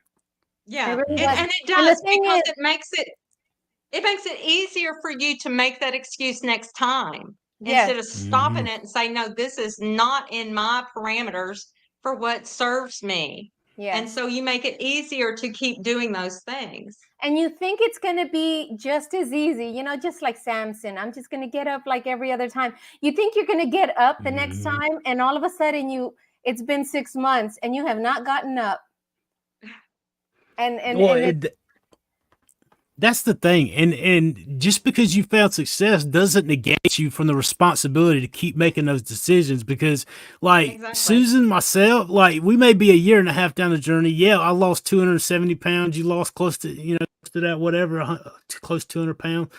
Like if we were to go back to doing what we used to do, we'd go back to being what we used to be. Like yeah. Yeah. it's like all or nothing. When you come out from where you are to get to a different level, you have to leave the stuff behind that you used to have. Yeah. You know, Until it and becomes who you are. Once it becomes who Yeah. you are, yeah, it's a lot easier. But until then, you make that commitment every day. And you're making that mm-hmm, commitment daily and with every choice. And you're thinking about what that choice means to you. Every choice is leading you to something positive or it's leading you to something negative. And only you can decide the positive is worth it to me, the rewards are worth it to me, or they're not. mm-hmm, And so that's something everybody's just going to have to face. And I think for Sean and I, we both came from such despair. We knew the mm-hmm, life change we'd been given. We knew the second chance we'd been given. And we were going to be responsible to do our best. And I have thought about this. Sean, I've never heard you say once you made an excuse to slip up or anything else. You always owned this from day one. And so mm-hmm. have I. And so I think that has a lot to do with somebody who has quick success that's consistent because they have just committed to it. They've committed to be Mhm. faithful to it, not faithful-ish, but faithful to it and faithful to that commitment, and they And make it every day. I think that's a testimony to both of you. I think that's why, like, for a woman, Susan, you have lost a lot of weight. And for a man, and for anybody, you have lost a lot of weight, Sean, in the time frame that you guys have done it. And it's Mhm. because of your commitment. It's because you're committed to not cheating yourself and to not, you Mhm. know, I mean, you guys just went 100%, and that inspires me. And I, like, now I'm like, I haven't cheated either, but it's because of people like you that inspire me to, you know what, I can keep doing this. Like, I don't have to. And it really, like, I feel like I'm on a Mhm. roll, and I feel like it's starting to become me, like you were saying. Yeah. So it's very, very cool. I love that your examples. It's so cool. Here's a question from Arlene. Sean, would you talk about priming and what you've learned about it and what it did for you and what it is? So priming is my friend Raymond Design's program. Like that's what he calls the program that they do over at Steak and Butter Gal. And it's great. Like it's basically the same thing that I did for the first months whenever I came to Carnivore. I didn't call it priming. I didn't know priming was a thing. And I don't understand all the rules and all the setups for the schedules that they carry. But what I do know about it's pretty good, and it's extremely similar to whenever we talk about, or you hear even Dr. Bear, some of the rest of us say, when you start eating carnivore, eat till you're full, eat 3 times a day. Don't try to control your portions. Don't try to limit your intake. Eat as much as you want all the time is, especially when you first start, it's going to be multifaceted benefits. You're going to get nutrition that you've been lacking, and you're also going to be so full you don't want anything else, which means you're not going to want the junk that you're not supposed to have. But so many people come into this way of eating carrying those old habits of, well, if I'm going to lose weight, I've got to eat a small amount. No, like if Miss Susan tells you about what she had today, like she eats more than I do now. And I'm not trying to limit my And portions. both of us. I'm trying to keep Be up, together. but I ate my way to health. There was not a point over the last year and a half, however, 500 and blah, blah, blah days since April the 17th. There's not been a time when I was like, man, I am absolutely starving and not go get something to eat. When my body tells me it's hungry, I need to give it nutrients, I do. That's one of my sticking points back to catch back up with my point a while ago. Dr. Barry said you don't have to listen, to limit your portions. You just eat the right food. It's not about amount. It's about what. It's about what we're putting in, not about how much. Our body will let us know when we've had too much or we need more. But it's not going to be like ding, ding, ding. Hey, you don't need to put that toxic stuff you keep shoving down your throat in your mouth because it's going to keep continuing to cause problems for me, in the long run. But I mean, as far as the priming, it's literally just eating to the point of satiation or even a little beyond at some point so that you get the nutrition and the buildup of nutrients that you need and you fight off the cravings, especially right at first. And the purpose too, isn't it to reset your hunger hormones? Doesn't it reset your hunger hormones and heal those so you can get proper signals to know when you're hungry, know when you're full? I think I that's one of believe the other so. purposes. Your ghrelin and your leptin are usually Yes. malfunctioning because they've been triggered Yes. every 5 minutes because of the carbs and the sugar and the way that our body burns those things up and runs through them so quick, and your insulin spikes and your blood sugar spikes, and then it dips, and it's like a roller coaster all the time, and it really throws your hormones out of whack. Plus, you're not getting the fat nutrients that you need to build the hormones to work properly either. So it's a chasm of different ideas. That That's we been the hardest fit. thing to tell people. You've got to eat. You're going to have to eat. And they don't want to. I still come to people come to me all the time. I'm trying to eat 800 calories on carnivore. I'm like, oh, honey, no, let's talk. You can't do that. You're dieting. And actually, you're not even dieting. You're starving. We need to get those calories up. It's In a the huge beginning, problem, especially for women. Men don't seem to have that issue, but women, we're used to counting calories and portions. That's a good way. Let me say this. I want to address something, and maybe I shouldn't, but I'm going to. I'm not gonna name the magazine, but I recently was interviewed for a woman's magazine. It came out today. I'm not promoting it or endorsing it. It was highly dramatized and fictionalized. If you know me, you would never recognize me in the article. It altered facts, it made up facts, it had things quoted that I never said, like lose 14 pounds in 4 days. I never said that. It also, I will say this though, they also quoted Dr. Berry, and to my knowledge, they didn't interview Dr. Berry for the article. So, but here's my thing. I know that women magazines, since the beginning of time, have had one purpose: to make women dissatisfied with their image. Yes. And how do you combat that? You sell them cosmetics and you sell them a diet. And so from childhood, little girls and now little boys, they're taught to diet. They're taught if they're not doing a diet constantly, they don't measure up. And women's magazines in particular, all of them, I'm not singling one out. Look at any women's magazine, they feature the current trending diet always, every issue. They feature the latest cosmetics. They throw a little gossip in for people who like to gossip. I mean, but you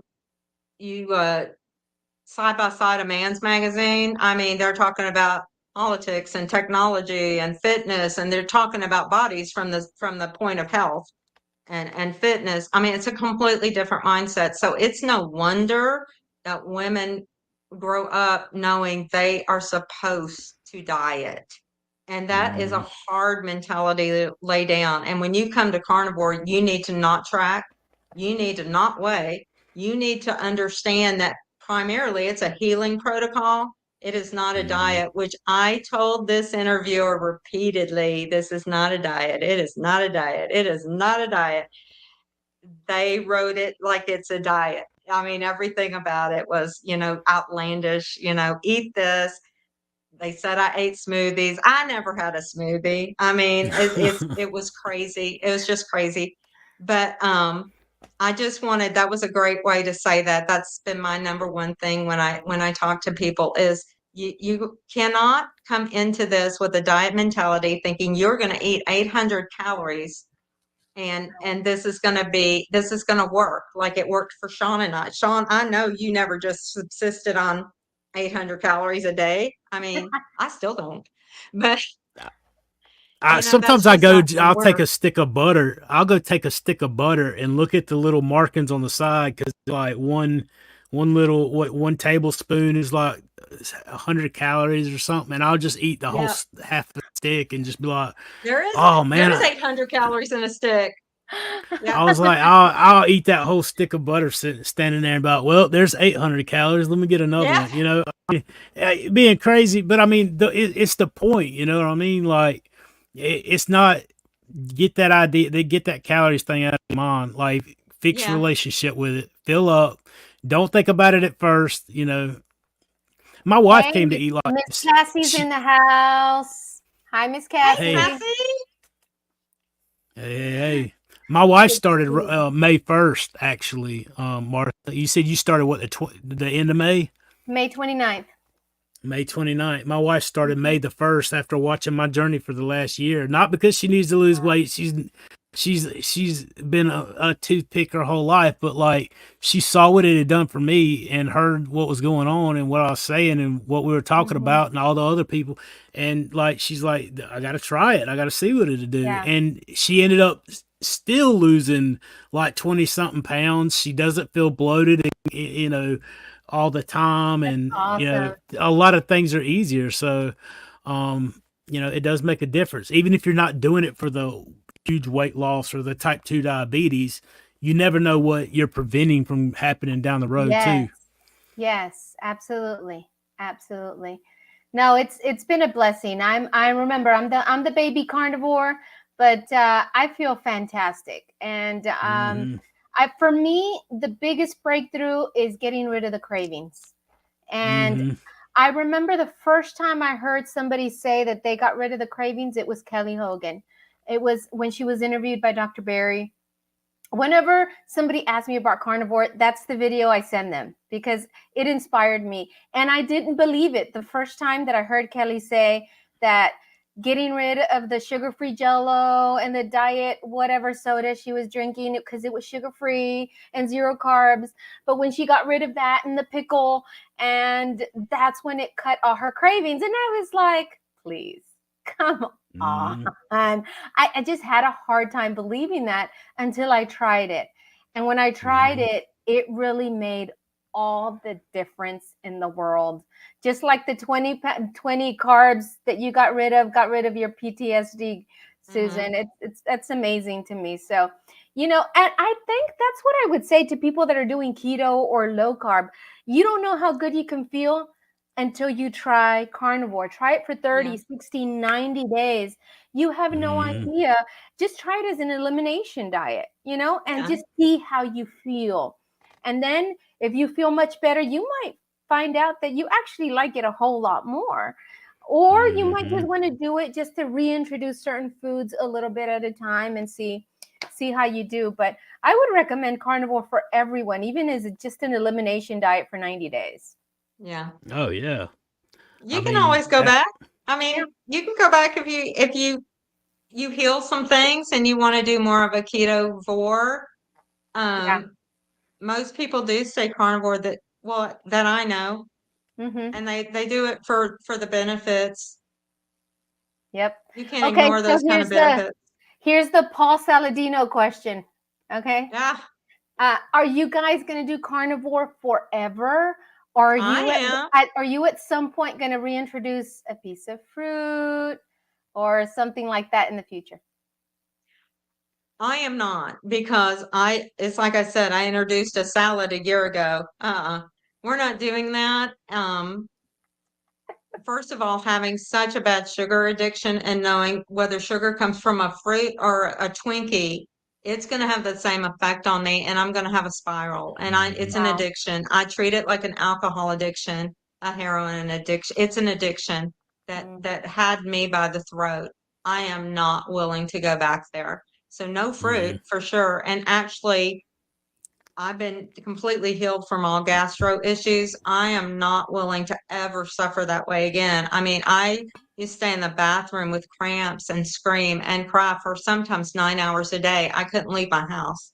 There's no vegetable on earth worth it to me. So, no, no sugar, no fruit, no vegetables. Sean? I honestly love steak. I have no problem knowing that I can have a brisket every day. People know what to buy me for gifts. People give me tomahawks and roasts, and what's wrong with that? It's awesome. How about you, Sean? Oh, like so I built like after about what is it? I guess probably 4 months. Like I built in like once a month I would allow myself to have Texas fajitas. And I use that as like a tool, like I eat strict beef, usually not even bacon. Usually it's beef, butter, and eggs, um, all the time. Like, and I don't even. Not only do I not want to go back to the way I was eating, I don't even want to eat anything other than ribeyes. Now I get short on cash, and I have to go buy 5 pounds of ground beef or something and cook up some hamburger patties, which I'm good with. But like if I could have a ribeye and butter and eggs every day, I'm good. Like I'm content. I'm happy. And that one time a month was not necessarily just because I've only had Texas fajitas as my meal, and I set up this boundary. My wife goes, she gets it, picks it up. We usually bring the stuff home. There's enough for one meal. Like you don't get 3 weeks of cheating. You don't get this. Of course, I could go get it every day for 3 weeks. But when I have that, it would always remind me the way I feel afterwards. I eat so strict all the other times. I can tell a big difference when I have something that's not on my plan. And it Mhm. always drove me back. It always just showed me, Yeah. look, you can have it anytime you want it. and this is how it's going to make you feel. And that just ingrains that you're going to feel like crap into your mind. And it helped me throughout the process. But as far as going back to all this the way I used to eat, spending $25 on a Jersey Mike sub or something, one of them big giant turkey subs with all the oil and vinegar, lettuce and rabbit food and all that stuff on it, no, I'm not going back to that. Now, have you guys done your labs? Do you guys know what they look like? Are you not concerned at all, or just curious? The last time I did my labs in May. In May. How did they look? They were good. My A1C went from that 7 and it's all the way down to 5.2. My ALT and AST, my non-alcoholic fatty liver numbers, I don't remember the exact numbers. I got them wrote down somewhere, but they were, my non-alcoholic fatty liver disease was completely cured. I'm off the gout medication, like I said earlier, but my uric acid level's still between a 6 and 7, but I haven't had a flare up in over a year. My blood pressure's between 110 and 120 over 72 to 78 usually. I'm not on any blood pressure medication. The only medication that I take is I take a testosterone injection because my testosterone number didn't come back to adequate as of the last time that I had blood work done. But everything was good. There was no issues. My triglycerides were, I think they were 60 or 70 something. Like, I mean, it was nothing. Awesome. My trigs were 61. My A1C went down to 5.2. Nice. Very happy about that. Very happy about that. I'm working on my HDL. Yeah. But we're working on that. Getting it up. Yeah. Lift heavy things. That's what Dr. Berry says. That's why I got to go with, That's why I wear that weighted vest. Nice. How about you, Susan? No labs? No labs. I really haven't had any reason to. I feel great. So, and I take my blood pressure at home. It usually runs 100 over 70 is pretty normal for me. Wow. So I don't have any of those issues. And even when I probably should have been medicated, I wanted to die. So I refused any medication or help. I wasn't going to take any because, I wasn't going to be here. And the last time I did go to the doctor and he gave me diet pills and told me to join Weight Watchers, I'm like, we're done. I'm not even ever going to go to the doctor. So I have it on my list. Dr. Berry has he did a video on do your own labs and what to order. And I've already gone online and filled out an order sheet to do that. So that's coming up. I'll be doing it. But Day the way I 133 feel of Carnivore for the Happy Carnivore. Oh, Yay. yes. Nice. That's awesome. Congratulations. Excellent. That's awesome. Great going. That's fantastic. I am amazed at the amount of people that are taking Ozempic. Yeah. I mean, it's just so easy to take the easy road, but there's consequences to everything. They are really having some side effects now. That's not the easy road. I mean, they are really suffering. So I wouldn't call that easy by any means, but it's an unnecessary road. Yes. And we know there's a better one. Right. God created this natural way. It blows my mind that all the damage that we do to our bodies for years and years and decades, and God created a way where in a very short amount of time, we can heal so many things naturally, where the cells are reborn, regenerated, cleansed. I'm amazed at the complexity of the body, yet God created it to heal. Yeah. Yeah, it's a the master planner, master designer. I mean, he did perfect. He said it was very good, and I believe it. Yeah. Yep. He complimented himself. He's like, and it was good.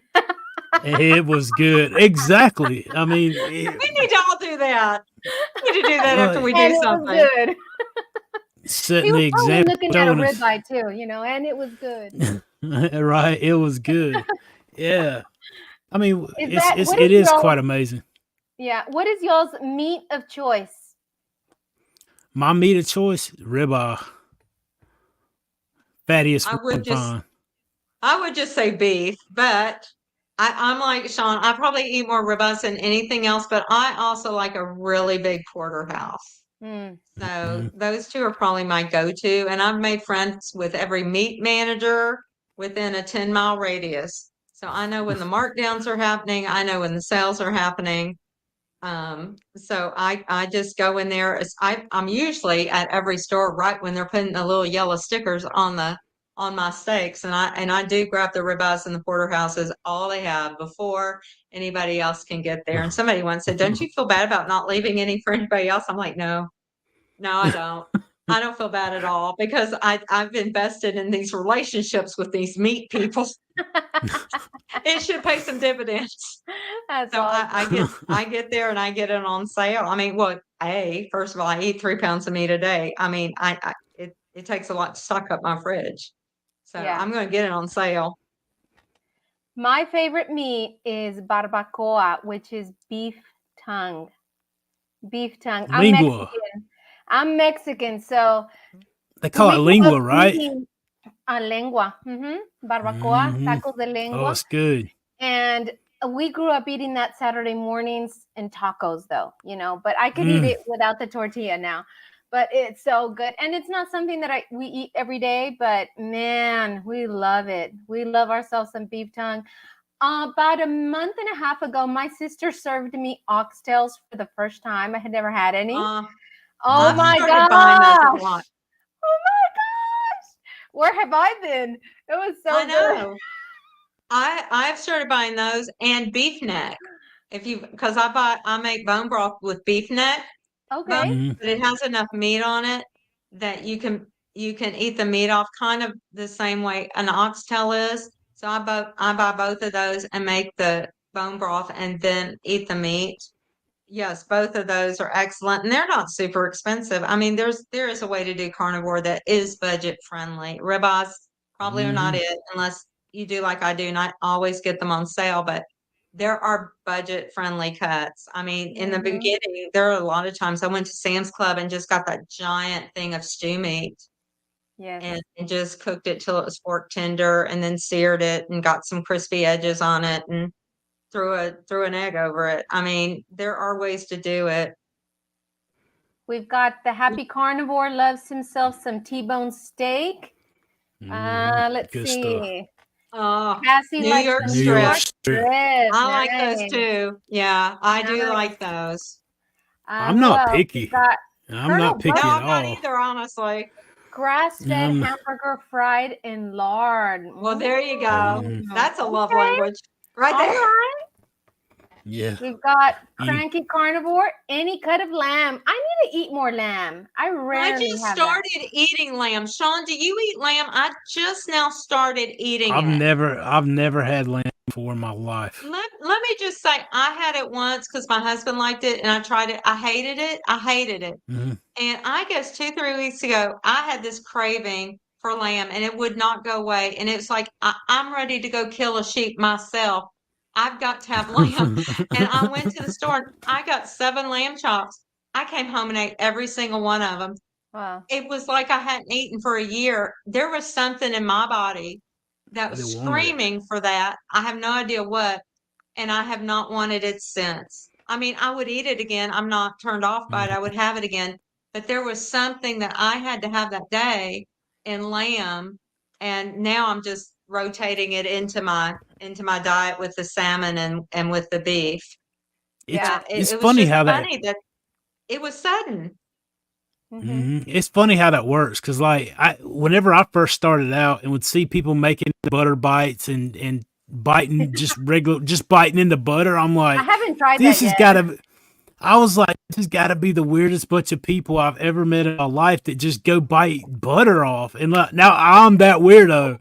I'm that guy going to the refrigerator with nothing else to do but take a bite out of the butter and leave my teeth marks in the butter. And like, I even got to position it just right on the shelf so my wife can see the teeth prints in the butter so that she knows I did it so she can say something about it. But Yes. I mean, That's I'm that funny. guy now. But it's Yeah. funny how your body tells you those things, because like I would have never Yeah. thought that would be me. You know, I just Yeah. it's just butter, right?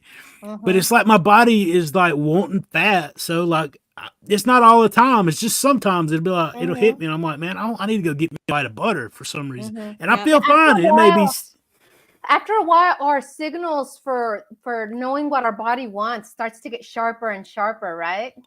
when you Yeah. start listening to them. Yeah, I mean, it's amazing what your body can do when you give it what it's designed to have. I mean, it's Yeah. mind blowing, right? Yep. It's Oh, crazy. somebody likes beef flank and ribs. I love those too. Beef So flank. do If y'all I. have not had beef flank and ribs, oh my gosh, they are good. It's what I buy the most, actually. Do you? I love Mm-hmm. those. I love those. Mm-hmm. And flat iron steaks, they're not very expensive, but you can just cook them in the oven and then sear them, and they come out super tender.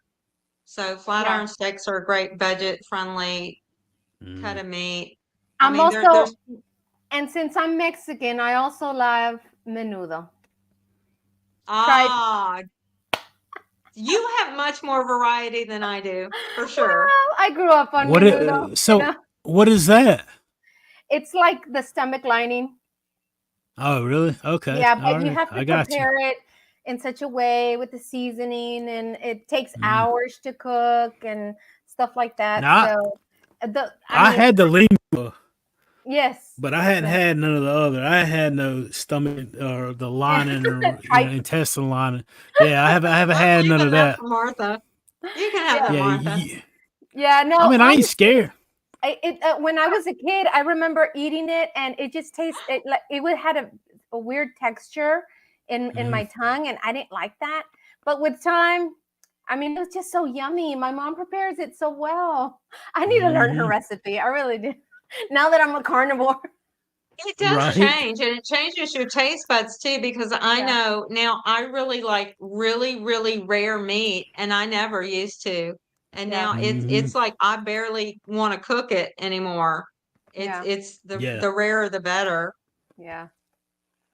That's What is awesome. the best like trivial thing that you found on carnivore? Not like the best thing, obviously. Obviously, we talked about the depression, the health, and all that. What is the trivial thing? Like I tell every once in a while, I'll think of the trivial things that I've benefited from carnivore Yeah, that I got aren't one. that big of a deal.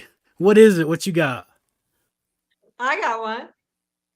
The first day I was able to balance well enough to pull my underwear on and not fall Mm. over. Oh, Nice, that's nice. nice. It's trivial, but it Yeah. means a lot to this old woman Yeah. to balance on one leg and put her clothes on. Yes. That's Right? mine. And being able to Sean, put what your you got? socks on being man, I got a few, but like the one I wrote down today was I'm so glad since the carnivore that I don't have to stand in a waiting area and listen to people yell because they got pickles on their sandwich when they said hold them. Like I'm so glad. Like I don't have to hear anybody complain because they got extra Yes. onions whenever they said hold the onions anymore. Like I never have to hear that again ever. Yeah. Like Yeah. that's a benefit of carnivore that you didn't know you had, that you get, that you didn't know you needed. My trivial is not trivial for me, but it's probably not super impressive for other people. Would be, and this is girl talk, sorry, but before the time of the month, I would get severe lower back pain. I would have to put Hmm. hot pads on my back and sleep, face down. And it would be for 2, 3 nights in a row, and I wouldn't be able to sleep. I'd be up at 2, 3, 4 in the morning. I was miserable during the day because I hadn't slept. I mean, it's just the normal things that women go through that you have Hmm. no idea that that's actually, if you're eating the proper human diet, you don't actually have to go through a lot of that stuff. And I had no idea. I had no There's idea. been there's been so many women that I've heard in this community, and even the influencers talk about either they had lost their period and got it Yeah. back, or it was so painful and irregular, and it's more stable.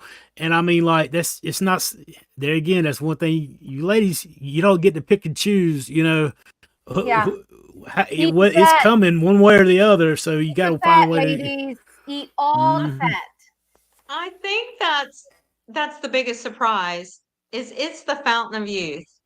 I mean, people have been searching for the magic pill and the magic water and the magic thing, and it's meat. Yeah. And it really, you start at some point, you start to age backwards. It's the wildest thing.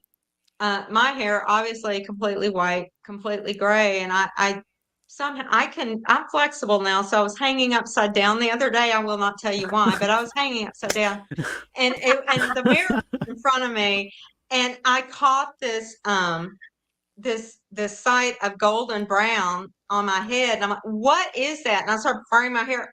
My natural color has come back from here back.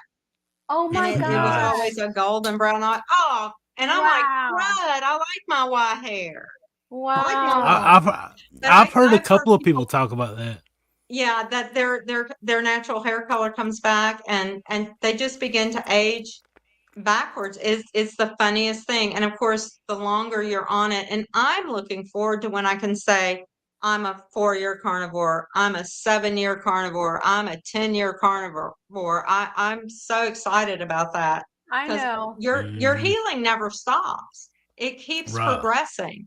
So you just get better and better and better. And And just to see what you hear of all these people in their 70s and their 80s yeah. that are like getting their life back, like they're Well, like they feel like a 30-year-old. you know about Yeah. Rancher Maggie, who, what is she, 80, Yes. 82, I think? Oh my Oh my God. gosh, she looks like she's 22 and works like she's 22. It's Sweet. amazing. But she's been a carnivore for, I think, 65 years. Yes. Right. Yeah.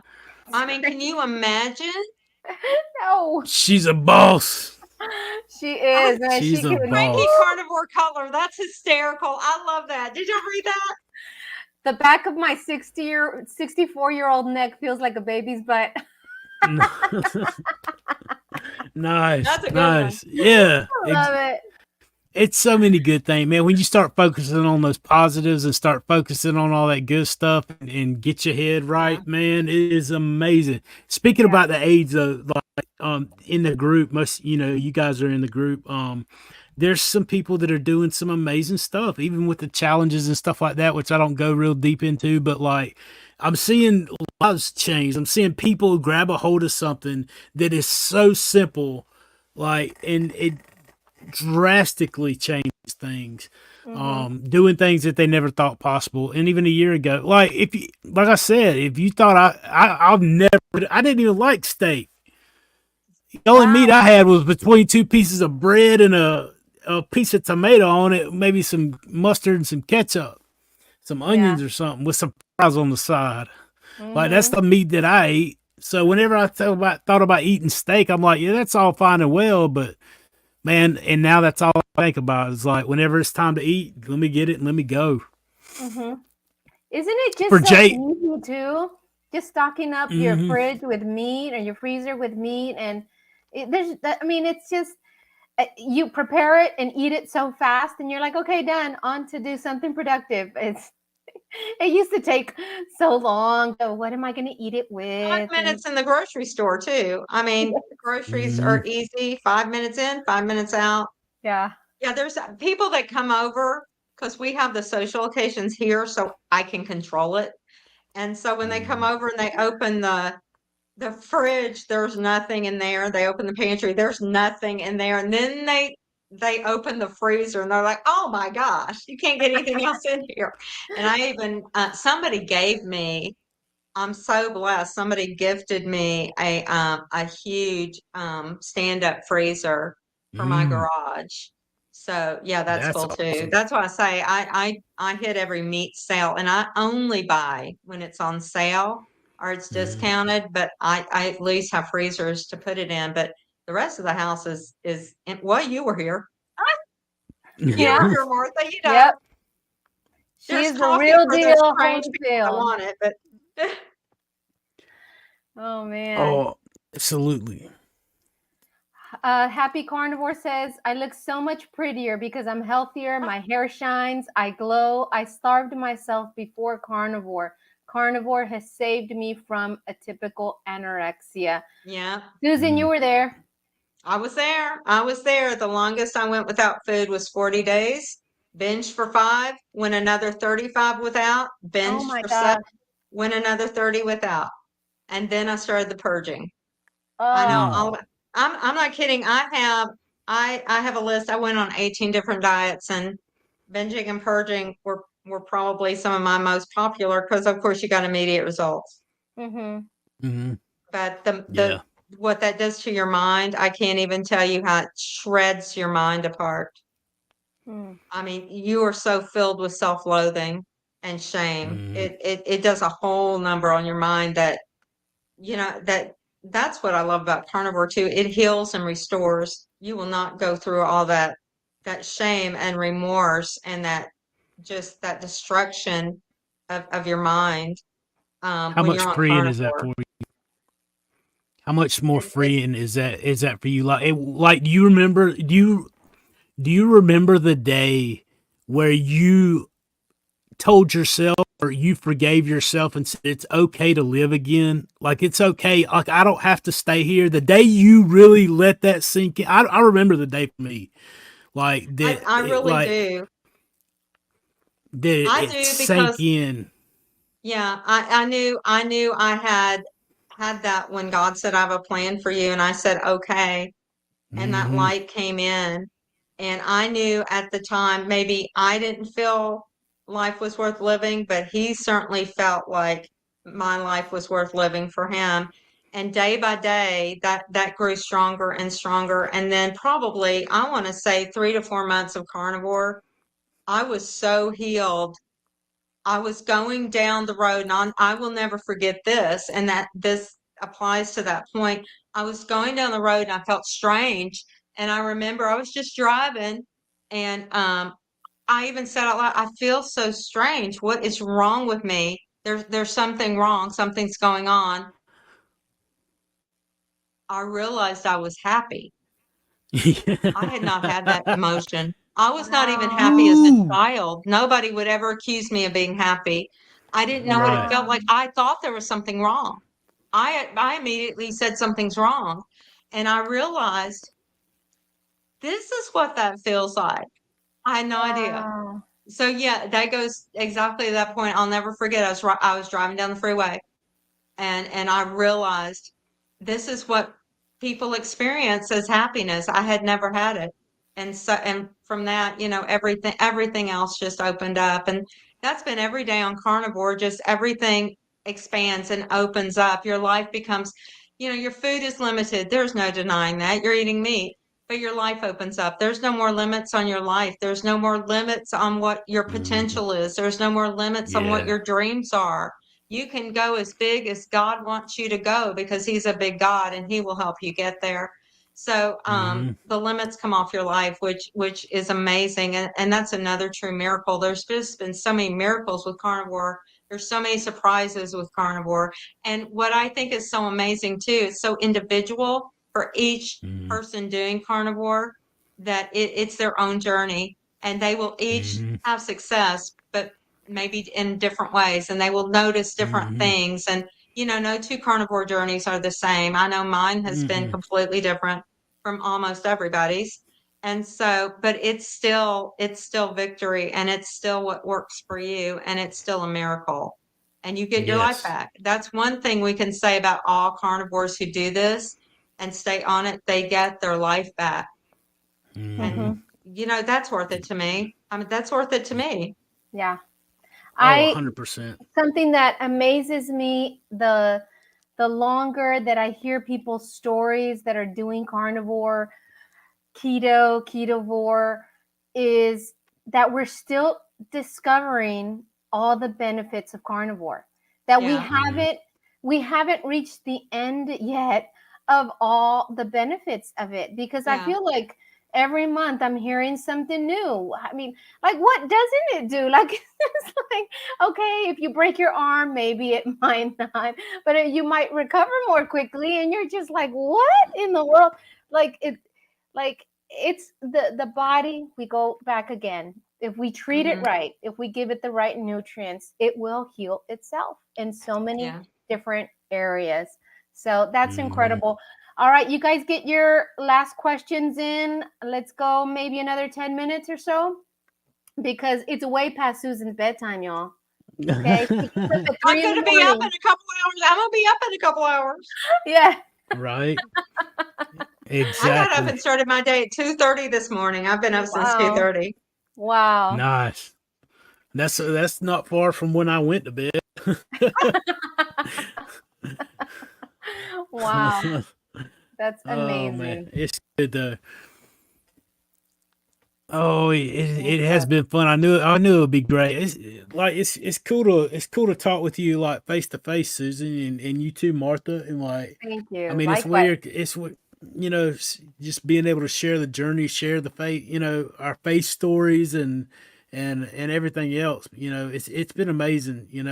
The whole process and not even understanding how significant it really is. I mean, being able to experience life again and finding new ways all the time. That's one thing I guess I should probably say to Jake as well, if he's still watching, man, is the other big thing is putting find yourself some hobbies, some things that you always wanted to do. If you always wanted to read, but you never took time to do that, you're going to get time to do that because as you start eliminating some of those things out, you're gonna be able to do so much. Like I read all the time now. I'm reading 3 or 4 or 5 books a week, all at different times, continuously learning and growing and studying and stuff that I always wanted to do because I have time that I need to fill up. That I used to worry about more food or what we're gonna do with food or what preparing food or whatever. That stuff, man, it's huge. You're gonna be able to do so much. So much more. So it's amazing how it's working and doing. Rob has a question here. Sean, your success in weight loss was OMAD, eating around 900 to 1300 calories a day. More info on what that looks like, please. Thanks from Canada. I don't know about 9 to 13. It's probably, I guess that's probably close to what it was, but it wasn't OMAD. I've eaten 2 meals a day. I've only eaten 1 meal a day for 3 weeks, 2 different times. I tried to do the OMAD as a challenge, and I could never eat enough in 1 meal to sustain me Let for me the whole show you day. So, how. like you can apparently with your 5 pounds sitting, I'd be there all day. Like, I just can't do it. I get full and then I end up getting hungry again later on in the evening. I've tried it, but I'm 2 meals a day, usually between 10 and 2. 10 o'clock is usually a couple hours after I get up, obviously, and I don't like eating when I first get up. And I have eggs and butter, and then ribeye usually or hamburger, some kind of beef usually in the evening. But lately, about the last month, so maybe more, I've had 3 meals a day again, just because my body's telling me I'm hungry again for a third meal that I'm not usually used to having. But if it wants it, it knows what it wants, and it tells me, and I give it to it, and go on about my business. Yeah. But I really do have to do a video on that because I get asked that all the time. I need to make more videos. I just don't have time. I started with OMAD, but I always made sure to eat enough. So I always ate, around 2000 calories. So, but now I've settled into 2 meals a day. I have breakfast, usually eggs and early dinner. So I'm done by 5. So I probably go 16-8, but I mean, I eat Yeah. enough. I do well, and I'm still losing weight, and I still feel great. And it's what works for me. Well, I mean, eat 3 meals a day until it doesn't look good. When it stops looking good and you stop wanting to eat that much, that means your body's naturally telling you to slow up. So you slack off and go to 2 meals. And if you want to do 1 meal a day, I'm not saying it's wrong. You can do 1 meal a day if you want. If you can figure out how to make that work and you feel good, that's the big thing. It's not that it was a wrong thing for me to do. It just I didn't feel as good. And I went back to what made my body feel good. Arlene has a question. DC Learning says he eats more fat, like 75, 80, 85% for colds when you get a cold, and gets over very, very fast. So the question is, what do y'all go for colds, or what do we do when we get a cold? I don't think I've gotten a cold. haven't Actually, I gotten had a one. cold, but I got over it very quickly, so I didn't Yeah, take I anything. haven't been sick in 3 years since I went even keto. So I do know most people do eat more fat when they do get colds and viruses, and they have Mhm. them for a much shorter duration. Yeah. Mhm. It actually wasn't a cold. I had the flu, but it was 3 days. I just slept it out, and that was it. Well, and I do know people who have had recent surgeries too. They cut the fat and go up on protein because that kicks their healing into higher Mhm. gear if you're like recovering from a surgery or something like that, or you're doing some kind of rehab. Protein, you want more protein than fat, but colds and flus, I've heard more fat. But you should be Mhm. craving exactly what your body is needing. Mm. Yeah, I do a lot of resting, and I like this same thing. I'll eat more fat, try to eat my fat and my electrolytes whenever I get a cold. I was sick. The worst time I was sick in a long over a year, I guess, was last month. I don't know what it was that got in. You know, my son was sick, and then not long after that, I got it, and I think it was going around. But I was down for probably 3 or 4 or 5 days. You know, I just was exhausted. You don't But I didn't. sleep, Sean. You need Yeah, that's sleep. true. I do need to I sleep. have a That's a question because I know we get this all the time. Any supplement, Sean? I don't. Do you supplement anything? just the electro. I will take the Keto Chow Daily Minerals. Every once in a while, I have tried the Element ones as well. But other than Oh my gosh, electrolytes, that gives me cravings. I can't do Element because of the sweetener in it and the oh flavorings no. in it. Oh my God, messes with my brain. I'm like, Mm-hmm. no. Yeah, me too. Mm-mm. It does me too. That's why I have to go with the non-flavored stuff because if I Yeah. have that chocolate element it Oh my tastes gosh. like chocolate. I mean, Yes, it does. yeah, and like I get a head rush if I drink one of those elements Uh-huh. with the flavor in it. I get a head Yeah. rush. I I'm like, can't do it. whoa. I can't do it. I take yeah, I take electrolytes every day, but I take it less now, and I Yeah. notice the Hmm. difference being. I don't know if it's just because I'm going longer on carnivore or because I started this past month. I started exercising more, and I noticed that I actually needed it less, and I thought it would be the Hmm. opposite. I thought I would need it more, and it seems to be fixing that for some reason. Yeah. So I'm a Hmm. baby carnivore. What do I know? But I know that I'm taking less electrolytes than I did before. Yeah. I ended up taking more when I started working out, but then I went off of them for like 3 months. Yeah. I I took don't them think in the it's heat of the something. summer. Yeah, that too. Whenever you sweating out or Yeah. like, because Yeah. I drink almost 2 gallons of water a day, almost every day. Like it's not because of some arbitrary thing. Like that's just naturally. I drink a lot all the time. So, I mean, it's water, but it used to be 2 liter Dr Peppers. Oh, that Hmm. was my drink, Dr. Pepper. Really? Yeah. Well, Good when it minds think wasn't alike. whiskey and Coke. If it wasn't Oh whiskey and yeah. Coke, it Well. was Dr. Pepper. I am from Texas, guns and whiskey. That's our love language. Right. Cranky Right. says, Gun. "Do you know what I should get to mix my own electrolytes so he doesn't have to buy any?" I don't. There's so There is many a recipe online. recipes. Yeah, there's recipes online, Hmm. and also Amazon sells what Kelly Hogan recommends, which is that snake juice. I think it's a Hmm. powder I you mix Sodium. think in your water. was it Dr. Barry and Nisha that have a recipe for keto raid or They have whatever? a recipe Hmm. too. There's several out there. Okay, with like Hmm. apple cider vinegar and something. I don't know. Oh, I I I've don't really never know made don't about it. that. remember because I only ever took Relight, Redmond's Relight, and Hmm. they were capsules, and I only took them in the heat of the summer. Um, Otherwise, I don't take anything, and I wasn't going to mix anything. I think Redmond's Relight is pretty well balanced, where I want to say Element is not balanced real well. It's mostly magnesium, and it's Hmm. very short on potassium. And a lot of people who take Element need added potassium from another supplement. And so Yeah. snake juice is really good. Redmond's Relight's really good. Making your own's really good. because you really do need the potassium, Mhm. or some people do. I mean, when you first start, you might need Is it? that support in electrolytes, but later on you don't as much.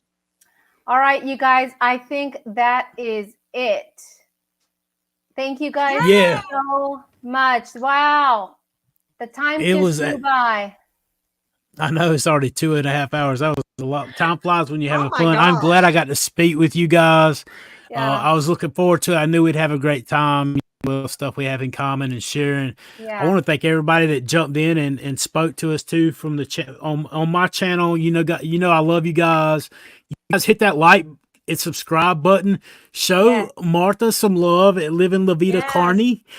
And Susan, give her a shout out, give her some love. I think I posted your Instagram there. I was going to do your Facebook and tell them to all send you a message. Just don't Susan.T.Boykin. put the magazine photo on and we're good. Just Oh, let's come just on not now. even go. You Not can't go be there. You upset. look amazing. Don't be upset. That was amazing. Like, we know, those of us that know your heart. I'm glad you spoke to the issue though. A lot of those people probably going to try to get their own story across through and use your name to do it probably. Yeah. But we know you. We know how you rocked out, and we've been on this journey for a long time together. Awesome. Thank you guys so much for joining us. If you guys have any questions, hit us up, like, subscribe, comment, and we're here for you guys. If you guys need help, ask questions, join a tribe. There's the carnivorous community. There are lots of coaching groups. There's Kelly Hogan, the Steak and Butter gang, right? And there's Ask Carnivore questions. Quest. Carnivore Quest. Yeah, there's so many of us. Follow, get a tribe, and let's do this together. Don't go Lone Ranger. Let's do this together. Yeah. We love you guys. Thank you so much. Thank you, Sean. Thank you, Susan. I love you guys. I'm here for Thank you. you, Martha. And we'll see you next time. Bye. Absolutely. Bye. God bless you guys.